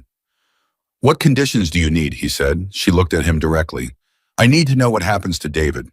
A pause. He's been suspended, pending review. That's not an answer about what happens to him. Michael held her gaze. He'll likely be moved to a role without direct employee management. That's an answer, she said. It's not the one I'd have written, but I understand why you'd make it. She paused. I have more. Tell me. I want the ability to make judgment calls about customers without being second-guessed by management when those calls are in line with basic human decency. That should have always been the case, he said. It should have, she agreed, but it wasn't, and I need it stated clearly so it doesn't require another incident to enforce. He nodded. Done. She looked at him. She thought about the question she had asked Caleb in the coffee shop, the question she had decided she would ask Michael if this moment came. What happens, she said slowly, when everyone forgets this story, when the cameras leave and there are cameras now? I saw them outside and the motorcycles are gone and it's just Tuesday morning in an empty diner. What happens to the principals then? Michael Bennett was quiet for a long moment. A real quiet, not a stalling quiet, a thinking quiet. I don't know how to give you a promise that guarantees against human forgetfulness, he said finally. I don't think anyone can give you that. What I can tell you is that I've been in this business for 22 years, and in 22 years, I've learned one thing that I apparently forgot to enforce well enough in this building, which is that how you treat people is the only metric that doesn't lie. Revenue lies. Reviews lie. How you treat people, that's the real number. He paused. I forgot to make that the standard.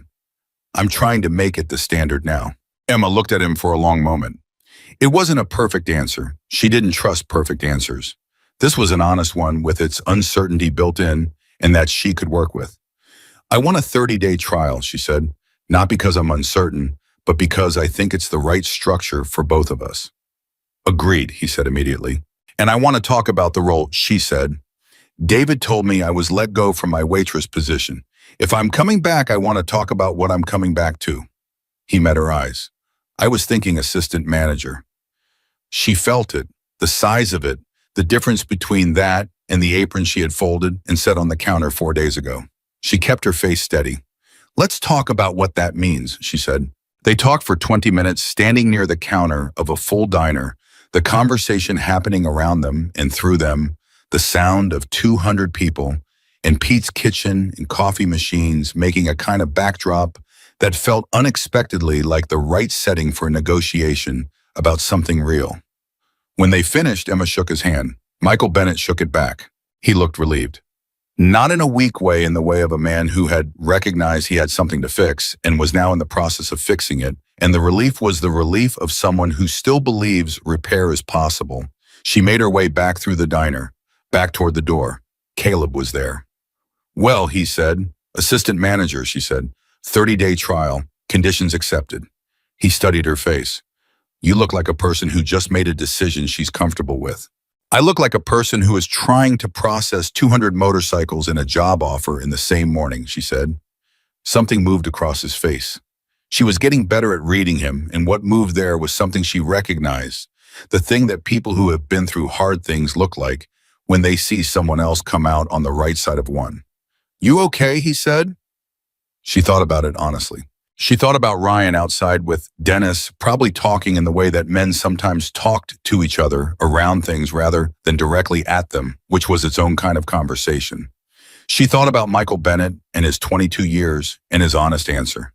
She thought about Pete's face through the kitchen window, the pointing. She thought about Caleb handing her $200 and watching her walk out. She thought about her father and the fireflies and the lessons she had carried into every shift. Yeah, she said, I'm okay. He nodded. Good. She reached the door, stepped out into the morning air. Ryan was there and Dennis was there, and outside the diner, the people who couldn't fit inside were still standing, still waiting, still being exactly what they had come to be. A presence, a statement, a visible proof of something that most people had given up, expecting the world to provide. Ryan looked at her face. Assistant manager, she said. He made a sound, not a word, just a sound, the kind that comes from somewhere real. Dad would have been, he started. I know, she said. They stood there in the cold air and the sound of the diner behind them. Full, warm, alive, with the business of 200 people having breakfast on a Saturday morning, felt like something she wanted to hold on to file away in the part of herself that she pulled from when things got hard again. Because things would get hard again, they always did. But right now, standing in the cold with her brother beside her and 200 people behind her and a job she had earned twice, Emma Whitmore felt something she hadn't felt in a very long time. She felt the weight on her shoulders, and she felt for the first time that she was not carrying it alone. The article ran on Monday morning. Emma knew it was coming. James Harrow had told her it would publish early in the week, but knowing something is coming and having it arrive are still two entirely different experiences. She was sitting at the kitchen table with her coffee when Ryan came out of his room, already holding his phone, turning it toward her without saying a word, and she read the headline before she had taken her second sip of the morning. Waitress fired for helping Hells Angels member gets last laugh and a new job. She made a small, involuntary sound. That headline, she said. I know, Master, Ryan said. It makes it sound like revenge. I know, he said again, but read the actual piece. She read it. Harrow had been as good as his word. The story was framed the way she had asked about judgment and assumption and the cost of treating people as categories instead of individuals. Her name was in it, but she was context, not the centerpiece. Caleb was in it, described with precision and without sensationalism. The ride was in it. Michael Bennett's offer was in it, stated plainly without editorial flourish. Her conditions were in it, which she hadn't quite expected, and which read she could see this reading it from the outside as the actions of a person who was not interested in being a symbol and was very interested in lasting change. Harrow had written one line near the end that stopped her completely. She read it 3 times. What Emma Whitmore did was not complicated. She gave a tired man water and a meal and the basic dignity of being seen. What followed the calls, the ride, the 214 people on a Saturday morning, suggests that basic dignity has become rare enough to be remarkable. That is not a statement about Emma Whitmore. It is a statement about the rest of us. She put the phone down. Ryan was watching her. He got it right, she said quietly. He did, Ryan said. She picked up her coffee and held it with both hands and sat there for a moment in the particular quiet of a thing having been said correctly, the satisfaction of it that was also underneath a kind of grief. Because if it was remarkable, it was only remarkable because it was rare. And rare meant that most of the time, the tired man at the corner table didn't get water, didn't get a meal, got asked to leave. Her phone started going. It had been active since Saturday. She had managed it in the way she managed most things systematically, in batches with boundaries she had set and intended to maintain. But Monday morning, with the article live, was different from the days before. The numbers were different. The comments on the shared links were different. The texts from numbers she didn't recognize were arriving in a rhythm that made her phone feel like it was vibrating continuously, a low hum beneath everything. She turned it face down on the table. "I have to go back to work tomorrow," she said to Ryan. He looked up from his own phone. "How do you feel about that?" She thought about it honestly.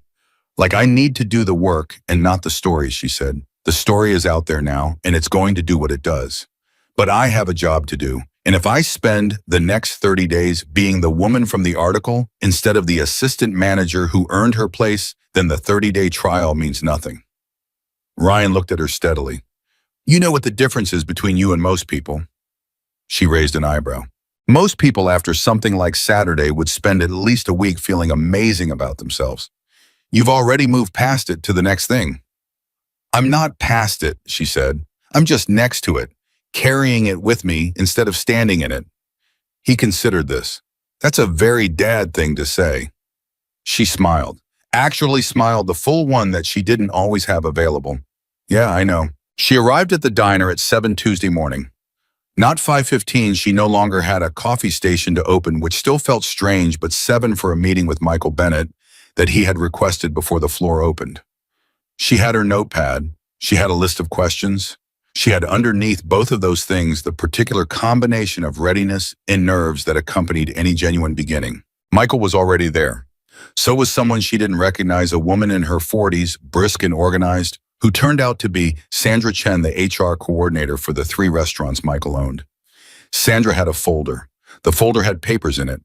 Emma sat down across from both of them and felt the reality of the thing she had agreed to settle fully into her body. This was real. This was happening. Michael started by asking her a question she hadn't expected. "Tell me what you think was wrong with this place," he said. "Not what David did specifically. The culture underneath it. Tell me what you saw in 3 years that I didn't." She looked at him. She looked at Sandra, who had her pen ready. She decided to answer honestly and deal with whatever that produced. "The staff didn't trust each other," she said. "Not because they were bad people. Pete is one of the most reliable people I've ever worked with, and most of the servers were good at what they did. But there was no structure for actually talking to each other about problems. Everyone managed their own section and their own issues, and if something went wrong, it went sideways quietly instead of getting addressed. And that meant small things became big things because nobody caught them early." Michael nodded slowly. "Go on." "Customers were managed as revenue units," she said. "That sounds harsh, but it's accurate.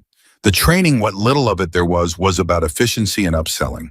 Nothing about the fact that a lot of the people who come into a place like this are having the best or worst part of their day here, and how you treat them while they're here actually matters to them as people." She paused. "That's not a philosophical statement. It's practical. People who feel seen come back. People who feel processed don't. And the thing with David," Michael said, "a specific thing, not just the Saturday incident. What was the pattern?" She thought about the write-up. Insufficiently deferential to management guidance. She thought about the dozen small moments over 3 years when she had made a judgment call about a customer or a coworker situation, and David had questioned it not because she was wrong, but because she hadn't cleared it with him first. "He managed from ego instead of outcome," she said. "He needed to be the one making decisions more than he needed the decisions to be right. And that meant that people working for him learned to wait for permission instead of using their own judgment, which means the place was only ever as good as David's judgment and not as good as it could have been if the people who were actually in the room were empowered to respond to what was actually happening." Michael was quiet for a moment. Then he said, "What would you do differently?" She opened her notepad. She had thought about this, not just since Saturday. She had been thinking about it, she realized, for 3 years, the quiet part of her brain that watched the diner operate and registered what worked and what didn't, the part that she had never had authority to act on. She told him. She talked for 20 minutes clearly, practically, without overselling any of it. She talked about communication structures between staff. She talked about a simple system for flagging problems early instead of absorbing them silently. She talked about the approach she took with the customers, the paying attention, the learning names and orders and moods, and how that could be taught not as a performance, but as a genuine practice of treating people like people. She talked about what Pete had been doing in that kitchen for years without being acknowledged, and how acknowledgement was not expensive, but its absence was. Michael Bennett sat across from her and listened the way Harrow had listened, actually completely, without the gap of waiting to respond. When she finished, he looked at Sandra, and Sandra looked at her notes and looked back at Emma. 30 days, Michael said, starting today. Starting today, Emma agreed. She walked out of the office and onto the floor and stood there for a moment. The diner was beginning to fill with the early morning rush. The coffee was already running. She could smell it, that reliable smell. The smell that meant the day had started and things were in motion. Pete's voice came through from the kitchen, calling a ticket. Helen Park was at her usual stool at the counter decaf she believed was regular, talking to the woman next to her. Frank Delgado was at table 2, poking at what appeared to be slightly wet eggs. Emma walked to the counter and asked the server on the floor, a young woman named Angela she knew from 3 years of parallel shifts. Frank's eggs. Angela looked at the ticket. He ordered scrambled. Get Pete to redo them, dry. Don't mention it to Frank, just swap the plate. Angela looked at her. He didn't say anything.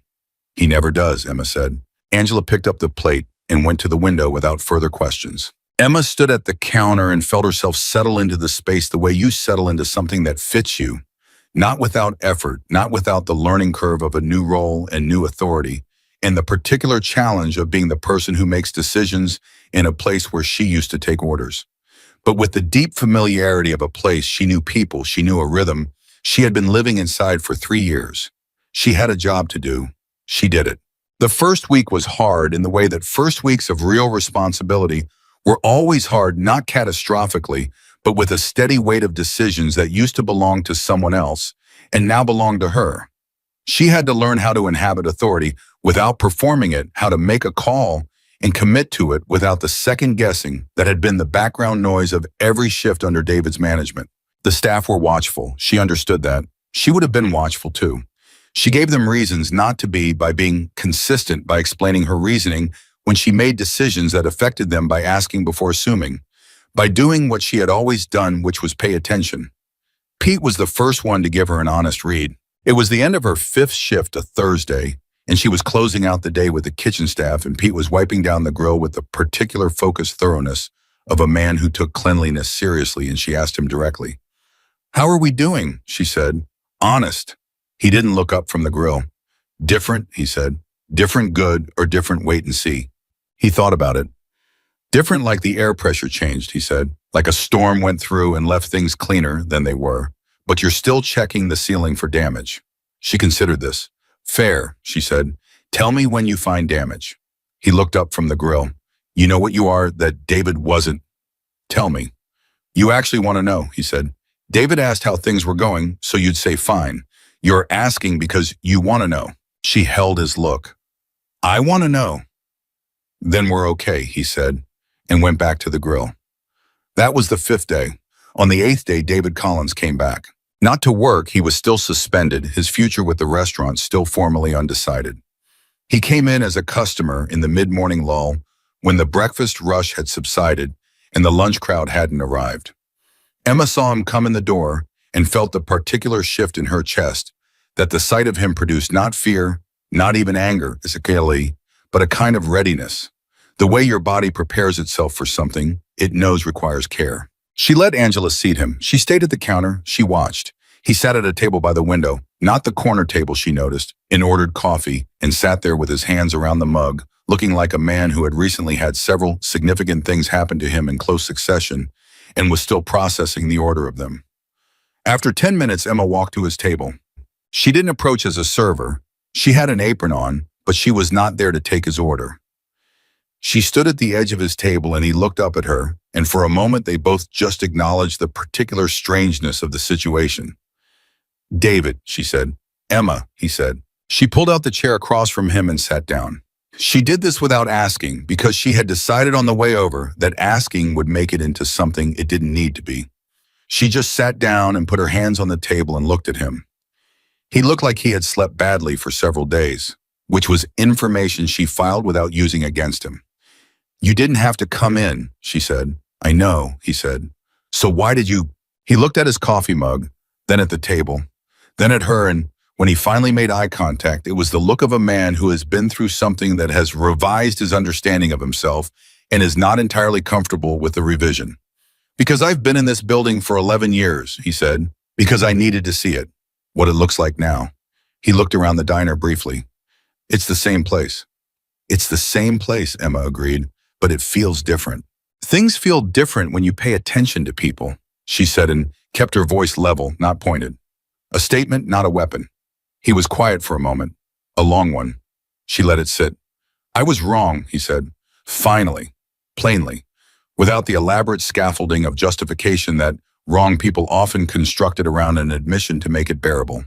Just I was wrong. She had not expected the plainness of it. She had prepared herself for several versions of this conversation, had rehearsed responses to deflection, impartial admission, and the kind of apology that was really a request for absolution. She had not prepared herself for something this unornamented. I know you were, she said. I told myself I was protecting the business. He turned his coffee mug a quarter turn, a small nervous gesture. That was true, and it was also not the real thing. The real thing was that he scared me, the patches and the size of him and the way the room went quiet when he walked in. I reacted to my own fear and I dressed it up as management. He stopped. I should have been better than that. She sat with that for a moment. You should have, she said, not cruelly, just accurately. He nodded. David, she leaned forward slightly. What you did cost me a week of sleep and a week of my brother worrying and a very real period of not knowing how I was going to pay the next set of bills. I'm not going to sit here and tell you it didn't matter. He held her look. He didn't flinch from it, which she gave him credit for. But I also know, she said, that people can look at something they did and actually see it.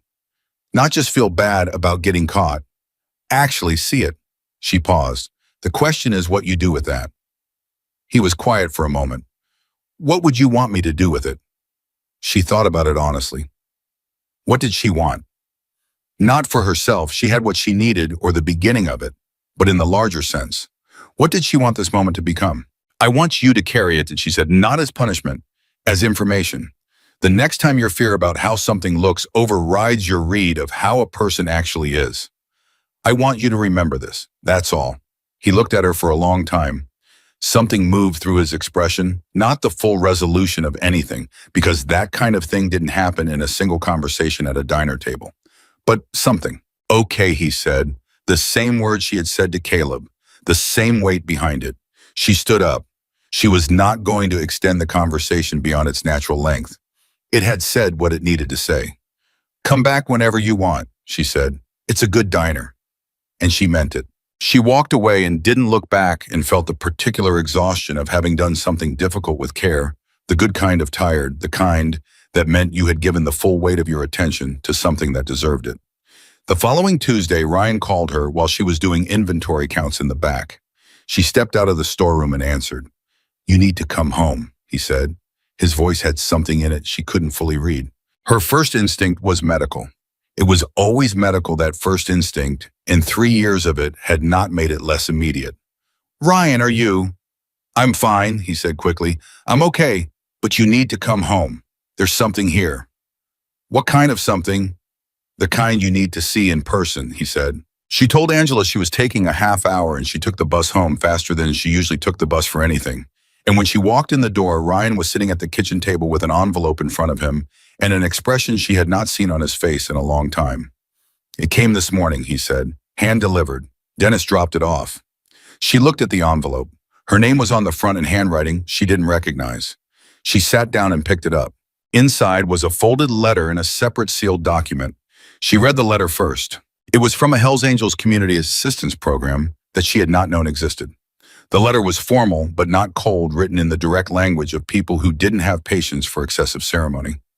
It explained that the program provided support to families facing sustained medical costs, that it had been operating for 11 years, that it was funded entirely by chapter contributions, and operated with complete independence from any legal issues associated with the club. She turned to the sealed document. It was a payment authorization for Ryan's next 3 months of medication costs. specific, accurate. She did not know how they had the exact figures, though she thought she might be able to guess. Caleb Walker was a man who, when he decided to help someone, helped thoroughly. The amount was exactly what she had been juggling in the spreadsheet she kept on the old laptop. She sat there. She sat there for what felt like a long time and was probably 45 seconds. Then she put the document down on the table and pressed both hands flat on the surface and breathed. Ryan was watching her. "Emma," he said softly. She started, stopped. "I don't know how to." "You don't have to know," he said. "That's the point." She looked at him. His dark eyes steady and warm. The good jacket hanging on the back of his chair because he'd been wearing it when Dennis arrived and hadn't taken it off yet. "I haven't done anything for them," she said. The words came out with more force than she'd planned. Not anger, something more complicated. The specific discomfort of receiving what you have not earned in the transactional sense, the sense her entire life had trained her to operate in. "I gave Caleb one meal. 3 months of medication is..." "Emma," Ryan's voice was gentle but firm. "Stop counting." She looked at him. "You spend your whole life counting," he said. "Counting dollars, counting pills, counting shifts, counting what you can afford to give. You've been counting since you were 18 years old and somebody had to take care of things." He leaned forward. "This is not a transaction. This is a group of people who watched you do something real and who want to do something real back. Let them." She felt her throat do the thing it had done in the coffee shop when Caleb told her what she was that she couldn't see.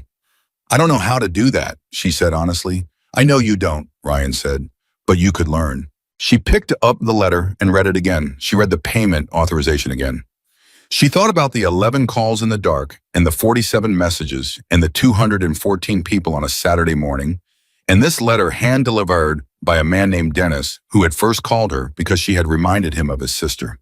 She thought about Caleb in the coffee shop, saying people who give kindness must also learn how to receive it. She folded the letter carefully, set it back in the envelope. She picked up her phone and called Caleb. He answered on the third ring. "You got the letter," he said, not a question. "I got the letter," she said. "Caleb, I can't." "You can," he said. "This is not charity. This is not pity. This is people in my family who heard your story and recognize something in it that they want to support. That's what this program does. It has for 11 years. I don't know how to say thank you for something this large," she said. "You already know how," he said. "You've been doing it your whole life. You just do the next right thing. That's the whole answer." She sat with that. "Kay," she said, for the third time in 2 weeks. 3 times she had said that word to him, each time meaning something slightly different, each time meaning something whole. "Emma." His voice had something she hadn't heard from him before, a kind of ease in it, like a weight set down. "You doing all right at the diner?" "Yes," she said. "It's real work, but yes." "Good. How are you?" she asked. "The injury you've been hiding since the morning you walked into my diner." A pause. She heard something that was almost a laugh, not quite but close. "You noticed that?" "I notice things," she said. "It's what I do." "I'm managing," he said. "Same as always." "Caleb." "Yeah. You should see someone about it," she said. "A doctor, not just manage." A longer pause. "You sound like a person who takes care of people." "I am a person who takes care of people," she said, apparently including difficult ones. That sound again closer to a laugh this time. "I'll think about it," he said. "I'll follow up," she said. She ended the call and then looked at Ryan. 3 months covered," she said. Ryan exhaled, a long one, the kind that released something he had been holding. "Okay," he said, and then quietly, "One thing at a time." "One thing at a time," she agreed. She went back to the diner that afternoon. She had inventory to finish and a staff meeting to run. At 4 o'clock, the first one, she had organized herself a 15-minute standing meeting she had instituted in the first week to give people a place to raise things before they became problems. She had not called it a staff meeting. She had called it a check-in because the word meeting made people brace, and she wanted people to come in soft, ready to talk, rather than ready to deflect. 4 people came to the first one. That had been the previous Thursday. She ran the second one that afternoon. 7 people came. She stood at the counter and asked 3 questions. What's working? What's stuck? What do you need? And she listened to the answers, and wrote them down and said, I'll look into that, or here's what I think we should do, or let me talk to Michael about that. And then she followed up on every single item by the end of the week. Everyone. By the third check-in, Pete came. Pete, who had worked the Riverside Corner kitchen for 7 years and had in that time, as far as Emma could tell, never voluntarily attended a single meeting called by management. He stood at the back with his arms crossed and said nothing for the first 10 minutes. Then she asked what stuck, and Pete said, the ordering system. I've been flagging spoilage in the walk-in for 6 months and nobody has adjusted the order quantities. I'm throwing out product every week. Emma wrote it down. I'll have revised quantities to you by Friday, she said. Pete looked at her, uncrossed his arms, the specific body language of a man who had expected to be heard and been prepared to be disappointed and was recalibrating. Okay, he said. She had revised quantities to him by Thursday. The fourth week brought something she hadn't anticipated. Michael called her into the office. She sat down across from him, the way she had sat across from David Collins 11 days earlier, different table, different power dynamic, same diner. I've been watching the floor numbers, Michael said. He turned his laptop around so she could see the screen. A simple graph, 4 weeks of daily revenue. The line moved right and it moved upward. Not dramatically, this wasn't a movie, and real numbers moved in real increments, but consistently. Up. That's partly the story effect, she said immediately. People coming in because of the article. Some of it, yes, he said. But I had Sandra pull the repeat customer data. People who came in during the first week and came back in the second and third. He tapped the screen. That's not the story effect. That's people deciding this is a place they want to come back to. She looked at the numbers. She let herself actually look at them instead of immediately deflecting. Okay, she said. I'm ending the 30-day trial early, he said. She looked up. You've been doing this job since day one, he said. The trial was a formality. I'm formalizing the position as of today. He pushed a paper across the desk. Title compensation responsibilities. Read it. If it's right, sign it. She read it. She read every word of it carefully the way she read everything important. The title was what they had agreed. The compensation was better than she had expected, not dramatically, but enough to mean something concrete in the spreadsheet she kept on the old laptop. The responsibilities were specific, which she valued, and included the check-in meetings she had started, which meant Michael had noticed them. She picked up the pen. She signed it. Michael Bennett extended his hand across the desk. She shook it. He held it for a moment. I should have known what I had, he said. I'm sorry it took losing it to find out. She looked at him. She thought about the honest answer he had given her on Saturday, the one with the uncertainty built in the one she had decided she could work with. You know now, she said. That's the part that matters. She walked out of the office with the signed copy of her contract in her hand and stood at the edge of the dining room and looked at the floor. Helen Park at her counter stool. Pete's voice from the kitchen. Angela moving between tables with the relaxed efficiency of someone who had found their rhythm. Frank Delgado at table 2, eggs visibly dry, eating without ceremony. She folded the contract and put it in her pocket. She put on her apron, tied it in a double knot. She picked up the coffee pot and she went to work. Not because the story was over, it wasn't. There were things still unfolding the community program. Ryan's trajectory, Caleb's injury, he was supposed to be getting, looked at the check-in meetings and the staff dynamics, and all the small daily work of building something better than what had been there before. There was a lot of road still ahead. But this moment, this specific moment with the coffee pot in her hand, and the familiar smell of the diner, and the knowledge of the contract in her pocket, and Ryan's medication covered for 3 months, and her father's lesson moving through everything like a current she had been riding her whole life, this moment was a foundation.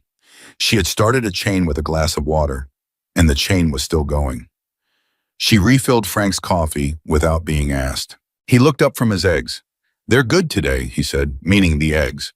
High praise from Frank, who almost never said anything unless it was to confirm an expectation had been met. Pete's been on point, she said. Frank grunted, which meant he agreed. She moved to the next table, and the next, and the one after that. The diner was warm. The people in it were being treated like people. The woman who managed that was someone who had lost her job for doing the right thing and had not for one single moment stopped believing it had been worth it. Emma Whitmore was exactly where she was supposed to be, And somewhere across the city, Caleb Walker had made an appointment with a doctor. He hadn't told her yet, but he would. Caleb told her about the doctor on a Wednesday afternoon 3 weeks after she had signed the contract.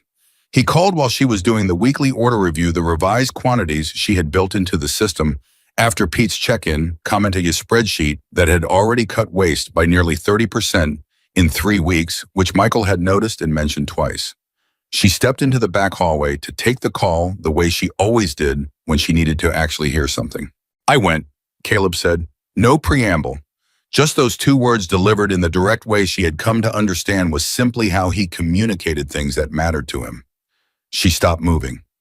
"The doctor." "Yeah." And, a pause. Not long, but waited. "Surgery," he said. "Old injury in the hip that I've been compensating for since about 2019. Apparently compensation has its limits." She leaned against the wall. "When?" "6 weeks. They want to schedule it before the damage compounds further." Another pause. "The doc said I'd been running on about 60% function for the last 2 years. He seemed personally offended by that." "He should be," Emma said. "Emma, you should be too," she said.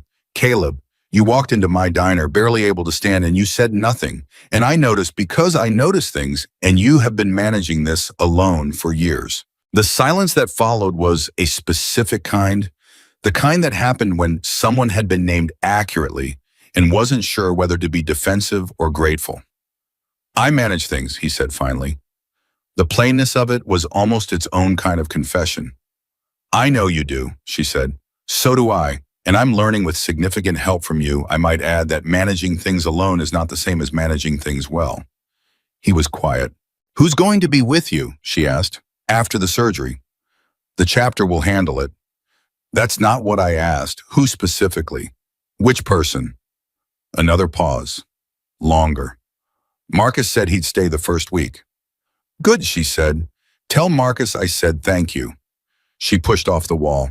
"And Caleb, tell me how it goes. Don't manage this quietly on your end and leave me guessing." "You're going to follow up regardless," he said. "Correct," she said. "So you might as well just tell me." That sound again, the one that was almost a laugh. She had decided she was going to keep making that sound happen for as long as she was able. It seemed like the kind of sound that hadn't had enough room in his life. "I'll tell you," he said. She went back to the order spreadsheet.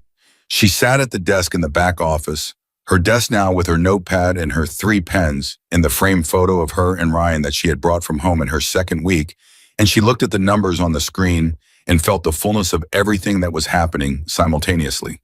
Caleb and the surgery, Ryan and the medication covered, the diner and the check-ins and the steadily climbing repeat customer rate.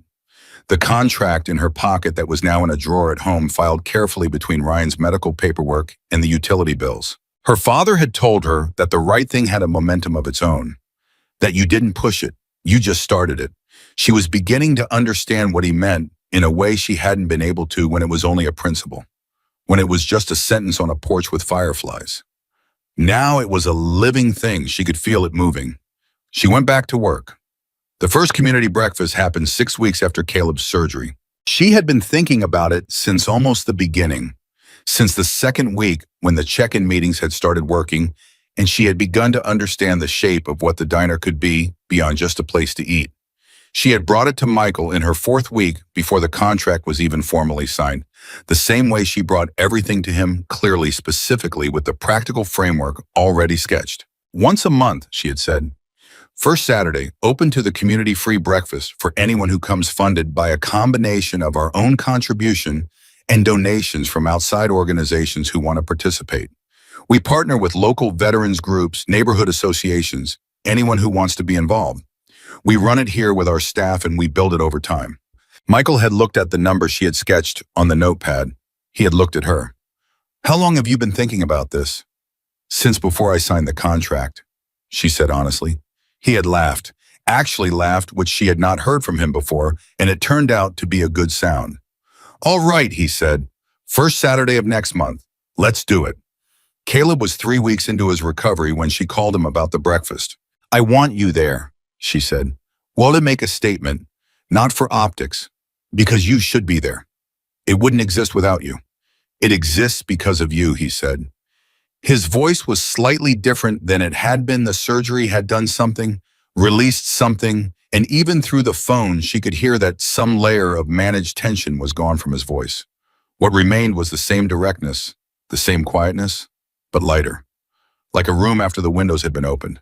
It exists because of a glass of water, she said, which started with you walking in. Fair, he said. I'll be there. Marcus can drive you, she said. Marcus is not going to drive me. Marcus told Dennis, who told me that he has been trying to get you to accept a ride somewhere for 4 years. He will absolutely drive you. A pause. You talk to Dennis. Dennis calls me every 2 weeks to check in, she said. He thinks I don't know it's also to report back to you. Silence. Caleb. Yeah. I know, she said simply, and I appreciate it. Tell Marcus I'd like him to drive you to the breakfast. She heard the exhale, the specific exhale of a man who had decided it was not worth arguing about. Fine, he said. Thank you, she said. The first community breakfast drew 43 people. Emma had expected maybe 30. She had planned for 50 because she always planned above expectation and below hope, which was a system that had served her well. 43 landed exactly in the space she had prepared for. They came from the neighborhood, people she recognized from years of diner shifts, regulars who had watched the story unfold with the particular investment of those adjacent to something significant. They came from the veterans group that Michael had connected with through a friend who knew a friend. They came from the community college down the road, 3 administrators who had seen the article and reached out. They came from a women's shelter 2 blocks over, whose director had called the diner directly and asked if there was room. There was always room. Emma had built that into the structure from the beginning. Dennis arrived early to help set up. He appeared at the door at 7 a.m. with 2 other men from the chapter, all 3 of them in the same leather vests they had worn on the Saturday of the ride, and they moved chairs and tables with the quiet efficiency of people who understood practical work. Pete cooked. He cooked like a man who had been waiting for an occasion worthy of his full effort. He had come in 2 hours before the breakfast started, which Emma had not asked him to do, and which he had not mentioned he was doing until she arrived at 6:30 to find the kitchen already in full operation. She had stood at the kitchen window and looked at him. Pete, she said. Morning, he said, not looking up. You didn't have to come in this early. I know, he said. Osin. She had learned in 2 months of working beside Pete that this was his version of a full explanation. She accepted it and went to work. Angela was there and 2 other servers and a volunteer from the veterans group who turned out to have worked a breakfast line before and slid into the rhythm of the floor without needing to be told anything twice, which Emma made a note of. Caleb arrived at 8:15. He came through the door moving differently than he had the first time, not the careful, managed movement of a man compensating for pain. He was hiding, but something more deliberate, more present. He was using a cane, which she suspected he would be done with inside of another month, based on his particular impatience with things that implied limitation. But for now it was there and he was using it without apology, which she considered progress of a specific kind. Marcus was beside him. Marcus, who had driven him and who gave Emma a look that said, you were right, and I'm never admitting that out loud, and Emma returned a look that said, I know, and you're welcome. She crossed the floor to meet them. Caleb looked at the room, at the tables full of people, veterans and neighbors and shelter residents and college administrators and 2 members of the chapter, and Frank Delgado, who had arrived early as always and was eating eggs that were correctly dry for the first time in several months. He looked at Pete, visible through the kitchen window, moving with full effort purpose. He looked at the handwritten sign Angela had made that morning and taped to the door, which read simply, Everyone welcome, no exceptions. He looked at all of it for a long moment. Then he looked at Emma. She saw it happen in his face, the thing she had been watching for without knowing she was watching for it. The thing that happened when a person who had stopped expecting the world to be decent encountered evidence that it still could be. The compound emotion of relief and grief into something she could only describe as the particular ache of having been right to hope when hoping had felt dangerous. He didn't say anything immediately. She didn't make him. You built this, he said finally. We built it, she said. You, me, Dennis, Marcus, Pete, 214 people on a Saturday morning. James Harrow, who wrote an honest article, Michael Bennett, who listened, Ryan, who told me to stop counting. She paused. It took a lot of people. He shook his head slightly. It started with 1. It started with you walking in, she said. Don't edit yourself out of your own story. He looked at her. That steadiness she had learned, that particular quality of attention that she understood now was how he showed people they mattered to him. You're better at this than you know, he said. I'm learning, she said, same as everyone else. She guided him to the table she had reserved near the window, not the corner because he had his back to the wall already, and sometimes you needed to face the room instead. And Marcus sat down across from him, and the two of them fell into the easy quiet of people who had been alongside each other long enough that silence was comfortable. Dennis materialized at her elbow. 7 more people just came in, he said. I think we need another table. Closet by the back office, she said, the folding one. He went. She turned back to the room. It was full. Not just in the physical sense, chairs occupied, plates moving. The sound of conversation layered into a comfortable density. Full in the other sense. The sense her father would have recognized. The sense of people who were being treated like people responding to that treatment by being in turn more fully themselves. More open. More present. More willing to speak to the stranger at the next table instead of maintaining the careful urban distance that was the default. The woman from the shelter was talking to one of the veterans. Not about anything heavy. Emma caught a fragment about a television show they both apparently watched, and they were laughing. 2 people who would likely never have sat at the same table under any other circumstances, sharing a laugh over scrambled eggs on a Saturday morning. Emma stood at the edge of the room and felt the weight of what she was seeing. This was the answer to the question she had asked Michael Bennett on the day of the ride. What happens when everyone forgets the story? What happens on an ordinary Tuesday in an empty diner? This was what happened. Slowly and perfectly, one Saturday at a time, you built something that didn't require the story to sustain it. You built something that had its own reason to exist, its own heat, its own gravity. You built something that pulled people toward each other, not because of a dramatic event, but because the environment made it natural to be decent. She had not known she was building this when she folded her apron and walked out of the diner 6 weeks ago. She had only known she was doing what was right, and the right thing her father had told her had a momentum of its own. She went back to work. The 3rd community breakfast 2 months later drew 112 people. The diner held 54 at full capacity. Emma had long since arranged overflow into the space next door, a vacant storefront that Michael had quietly secured a temporary use agreement for after the 2nd breakfast made the capacity problem obvious.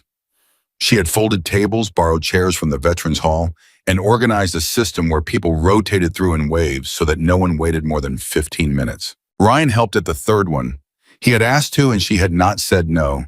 Not even the part of her that reflexively wanted to protect him from anything that required sustained effort. He stood at the door for 3 hours and greeted every person who came in, and he did it with the warmth and focus of someone who had grown up watching Emma do the same thing and had absorbed it by proximity without ever performing it. At one point, she watched him talking to a young man, maybe 17, who had come in alone. Someone from the neighborhood she didn't recognize, with the specific self-consciousness of a teenager navigating something unfamiliar. Ryan talked to him for 4 minutes, found out his name was Jesse, found out he was interested in culinary programs at the community college, and by the end of the conversation had gotten Pete to come out of the kitchen for 5 minutes to talk to the kid directly. Pete and Jesse talked for 12 minutes. Emma was watching without being obvious about it. When Pete went back to the kitchen, he looked at her through the window. She raised her eyebrows. He gave one nod, the specific nod that meant something had happened worth noting. She found out later that Pete had told Jesse to come back the following Monday and he would show him the kitchen and what a real breakfast service looked like from the inside. Jesse had come. He had come back the following Monday after that and the one after that. By the 5th community breakfast, he was washing dishes as a volunteer and Pete was teaching him plating. That was the chain. That was how it worked. Not dramatically, not all at once. One breakfast conversation at a time. One person talking to one other person who happened to be in the same room because a young woman had given a tired man a glass of water a year ago. Emma thought about this sometimes. She tried not to think about it too often because there was a version of this kind of thinking that became self-congratulatory, and she was not interested in that version. But sometimes in the quiet moments, closing the diner at night, counting the day's numbers, walking to the bus, she let herself trace the chain. Not to feel proud of it, just to understand it, to really understand what her father had meant when he said that a good deed didn't end with the deed itself. Caleb came to the sixth breakfast without the cane. He walked in the door and she saw immediately that it was gone, and she kept her face steady and didn't make anything of it because she knew him well enough by now to know that the thing he needed most around any evidence of recovery was for it to be treated as normal. As expected, as simply the next thing. "You're moving better," she said. "PT worked," he said. "I know, Marcus told Dennis and Dennis told me." He stopped, looked at her. "You've built a very effective information network." "I pay attention to people," she said. "It turns out they tell you things." She handed him a coffee. Black, no question. "There's someone I want you to meet." She led him across the room to where Ryan was standing, and she watched the two of them meet for the first time. Really meet face to face, not the distant knowledge of each other that they had carried through the months.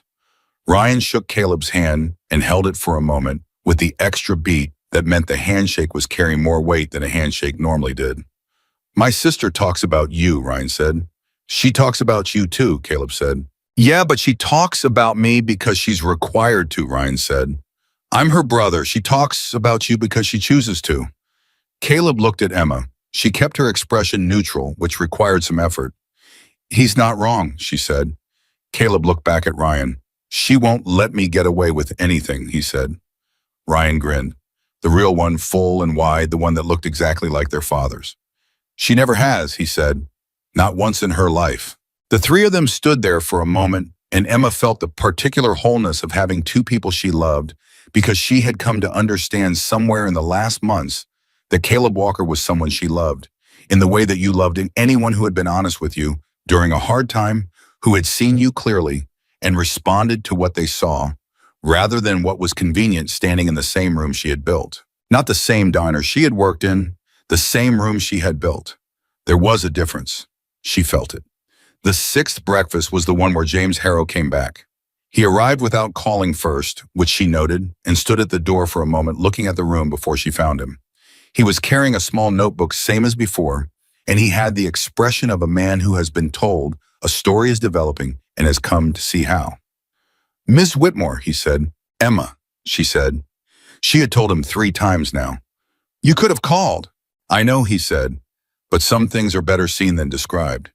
He looked around the room at the overflow into the next space, at Pete visible through the kitchen window, at Jesse who was now moving between tables with the beginning of a natural floor rhythm, at Ryan at the door talking to a woman with 2 small children who had come in looking slightly uncertain and was now looking slightly less so, at Caleb and Marcus at the corner table, Caleb without the cane, both of them talking to an older veteran who Emma had been seeing at every breakfast since the second one. "You've grown this," Harrow said. "We've grown it," she said. "How many people today?" 107 so far, she said. "More coming." He wrote something in his notebook. "Can I ask you something?" "You're going to regardless," she said. He almost smiled. "Is this what you planned when you agreed to come back? Was this what you had in your head?" She thought about it honestly, the way she thought about everything that deserved honesty. "No," she said. "I had check-in meetings and revised order quantities and better communication between staff. I had practical things. The breakfast came later. The breakfast came from the check-in meetings, actually, from listening to people tell me what they needed and following the thread of that. So it grew organically." "Everything real grows organically," she said. "The things you force into shape from the outside break. The things you tend properly grow their own way." He wrote that down. She watched him write it and felt no particular need to retract it or soften it. It was true, and she had earned the right to say it. "Second article?" she asked. "If you'll let me," he said. She thought about it. She thought about the conditions she had set the first time the story is not about me. Nothing about Ryan, and whether those conditions still held. Ryan's situation was still private. That had not changed. But the story was no longer about a woman who lost her job. The story was about what had grown from that, which was bigger than any one person and could be told without centering any one person. And if it brought more people to the breakfast table, then the telling served the purpose. "Same conditions," she said. "Same conditions," he agreed. She left him to walk the room.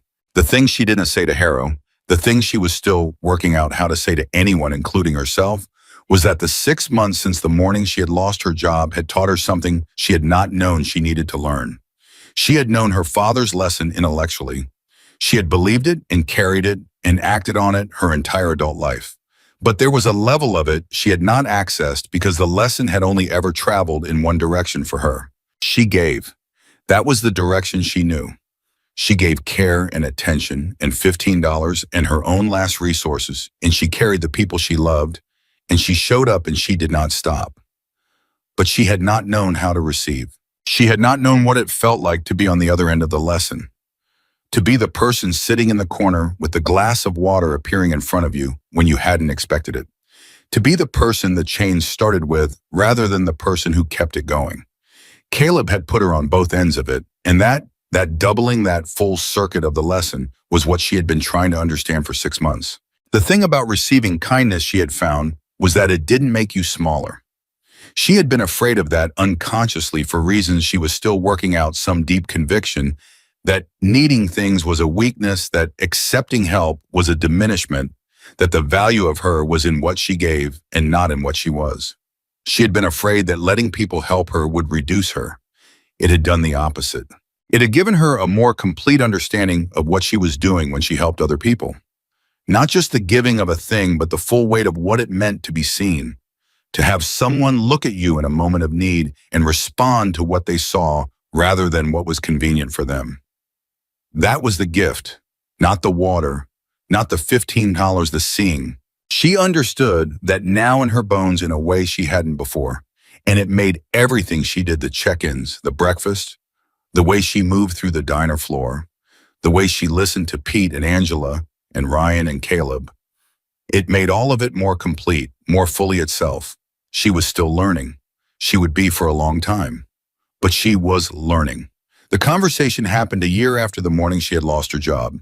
She had been thinking of the anniversary without planning to. The mind found these markers, whether you asked it to or not, and she had been at the diner early the way she sometimes still was, on mornings when thinking felt more productive, in the familiar smell of coffee and the pre-opening quiet. She was at the counter with her notepad when she heard the door. She looked up. Caleb was standing in the entrance. She had not expected him. He had not told her he was coming. He stood in the doorway the same way he had stood in it a year ago. Same frame, same leather vest, same weathered face. But nothing else was the same. He was standing straight, no compensated lean, no managed pain. He was present in his body in a way he had not been a year ago, and she could see it from across the room. She felt the year collapse between that moment and this one. The distance between the tired man in the doorway and the person standing there now, the distance she had traveled and the distance he had traveled and the distance they had somehow traveled alongside each other without ever quite naming that was what they were doing. She set down her notepad. "You didn't tell me you were coming," she said. "I know," he said. He walked to the counter. He sat down, not at the corner table, at the counter beside her, which was different, which was its own kind of statement. "I wanted to see it," he said, before the day started, just to see it quiet. She looked at the room with him, the 10 tables, the 8 stools, the pie case with 3 kinds of pie, the counter with the coffee station she still technically maintained because some habits were worth keeping, the sign by the door that Angela had made for the first breakfast and that Emma had asked her to keep up permanently. Everyone welcome. No exceptions. "It's the same place," she said. "No," he said. "It's really not." She looked at him. "No," she agreed, "it's really not." He was quiet for a moment, the particular quiet of a man who has something to say and is choosing his words with the care she had come to associate with the things that mattered most to him. "When I walked in here a year ago," he said, "I had been writing for 3 days. I had not slept well in about a week. The hip was," he paused, "bad. I was not in a good place, and not just physically." He kept his eyes on the counter in front of him. There's a thing that happens when you spend enough years being the person rooms go quiet for. You start to believe that's what you are, the thing rooms go quiet for. You stop expecting anything different. You stop expecting. He stopped. You stop expecting someone to just hand you a glass of water. Emma was very still. "She just handed me a glass of water," he said. "She didn't ask who I was. She didn't look at my vest and calculate whether I was worth the trouble. She just handed me a glass of water and looked at me like I was a person and that was it. He stopped again. Do you know what that does to someone who stopped expecting it? She thought about Harrow's line. Basic dignity has become rare enough to be remarkable. She thought about what it meant to be on the receiving end of something you had given up hoping for. Tell me, she said quietly. He looked at her, finally directly at her, the full weight of his attention. It broke something open, he said. Something I had been keeping shut for a long time because keeping it shut was the only way I knew how to keep going. And once it was open, he shook his head. You can't close it again. I didn't want to, but it meant I had to do something with it. So you made calls, she said. So I made calls, he said. And my brothers rode and you got your job back. He paused. And then you built all of this. He looked around the room once more. And now I'm sitting here a year later and there's a kid in your kitchen learning to cook and a veterans group that meets here every second Thursday and a community breakfast that fed 130 people last month. And all of it started because you walked in, she said, because you saw me, he said. That's different. She held his look. It is different, she said. You're right. He nodded slowly, looked back at the counter. I had stopped expecting people to see me as a person, he said. The same words he had been building toward, the core of it. I know, she said. I could see that. That's the thing, he said. I know you could. That's the thing I've never been able to fully explain to people. You could see it. Not the vest, not the patches, not the version of me that rooms decided on before I sat down. You looked past all of that and you saw a tired man who needed a meal. I saw a person, she said simply. Yeah, he said. You gave me something I thought the world had taken away. She waited. Hope, he said. One word. Quiet. But the weight of it filled the entire room. Emma felt it land in her chest, in the place where all the hard things and the true things went. Where her father's lessons lived, and Ryan's face when he was having a good day, and Pete's single nod of acknowledgement, and the sound that was almost a laugh from a man who hadn't had enough room for laughing. She didn't try to respond immediately. She sat with it the way it deserved to be sat with. Then she said, You gave me the same thing. He looked at her. I had been carrying everything alone for so long that I had forgotten carrying it alone wasn't the only option, she said. I had forgotten what it felt like to have someone show up. You reminded me. She paused. 214 people reminded me. But you started it. He was quiet for a moment. Then so we're even. We're even, she said, and almost smiled, except I'm still monitoring your recovery via Dennis. I know you are, he said, and you're still having Marcus check in on Ryan's appointments. A pause. He mentioned that. He tells me things, she said. People do when you pay attention to it. Caleb looked at her with the full steadiness of his attention, and she looked back with the same. Two people who had met at a corner table over a glass of water and had in the year that followed built something neither of them had planned and both of them had needed. What's next, he said. She thought about it. She thought about Jesse in the kitchen and the 130 people at the last breakfast and the veterans group on second Thursdays and the women's shelter director who had called last week about expanding the partnership. She thought about the notepad on the counter with the list of what came next because there was always a list. There would always be a list that was simply who she was. More of this, she said, better, bigger, more people at the table. She looked at him. You kupase. Same, he said. The program is expanding. 3 new chapters participating in the Family Assistance Fund. He paused. We're looking at a formal partnership with the Veterans Group. I know, she said. Dennis told me. He looked at the ceiling briefly in the expression of a man who had accepted that certain things were simply the way they were. Of course he did. She picked up her coffee cup, held it the way she always held it, 2 hands grounded. Caleb? Yeah. Thank you, she said, for not forgetting. He shook his head. I told you I couldn't have if I tried. The diner was starting to wake up. She could hear Pete arriving in the kitchen, the particular sequence of sounds that meant Pete was putting on his apron and beginning the prep sequence he had run every morning for 7 years. She could hear Angela's voice in the back. She could see the light through the windows changing from the gray of early morning into something thinner and sharper and cleaner. The light that meant the day was properly starting. Emma set down her coffee cup. She untied her apron and retied it with the double knot. She picked up her notepad. She stood up. Same time next year, Caleb said. Something in his voice was lighter than it had been even 5 minutes ago, some final release of a thing that had been held. Every morning, she said, "This is my diner," and she went to work. She went to work in the place she had lost and earned back and built into something that fed 130 people a month and gave a teenager a future in a kitchen and gave veterans a place to be known and gave strangers a table where they could be for an hour on a Saturday morning, simply people among people. She went to work in the place that had started with one woman's choice to see another person clearly and had become through the long and unmapped momentum of that one clear-eyed act more than she had known to imagine. She had not set out to change anything. She had set out to do the right thing. And she had learned in the most thorough and complete and irreversible way a person could learn something, that the right thing done once in one moment for one tired man with a glass of water and $15 and her father's lesson steady in her chest was never truly finished. It kept going. It kept going because kindness, when it was real, when it came from seeing, rather than from strategy, from humanity, rather than from calculation, carried its own momentum, its own direction, its own gathering force. A person who chooses to do good is never truly standing alone. Emma Whitmore had always believed that. Now she knew it was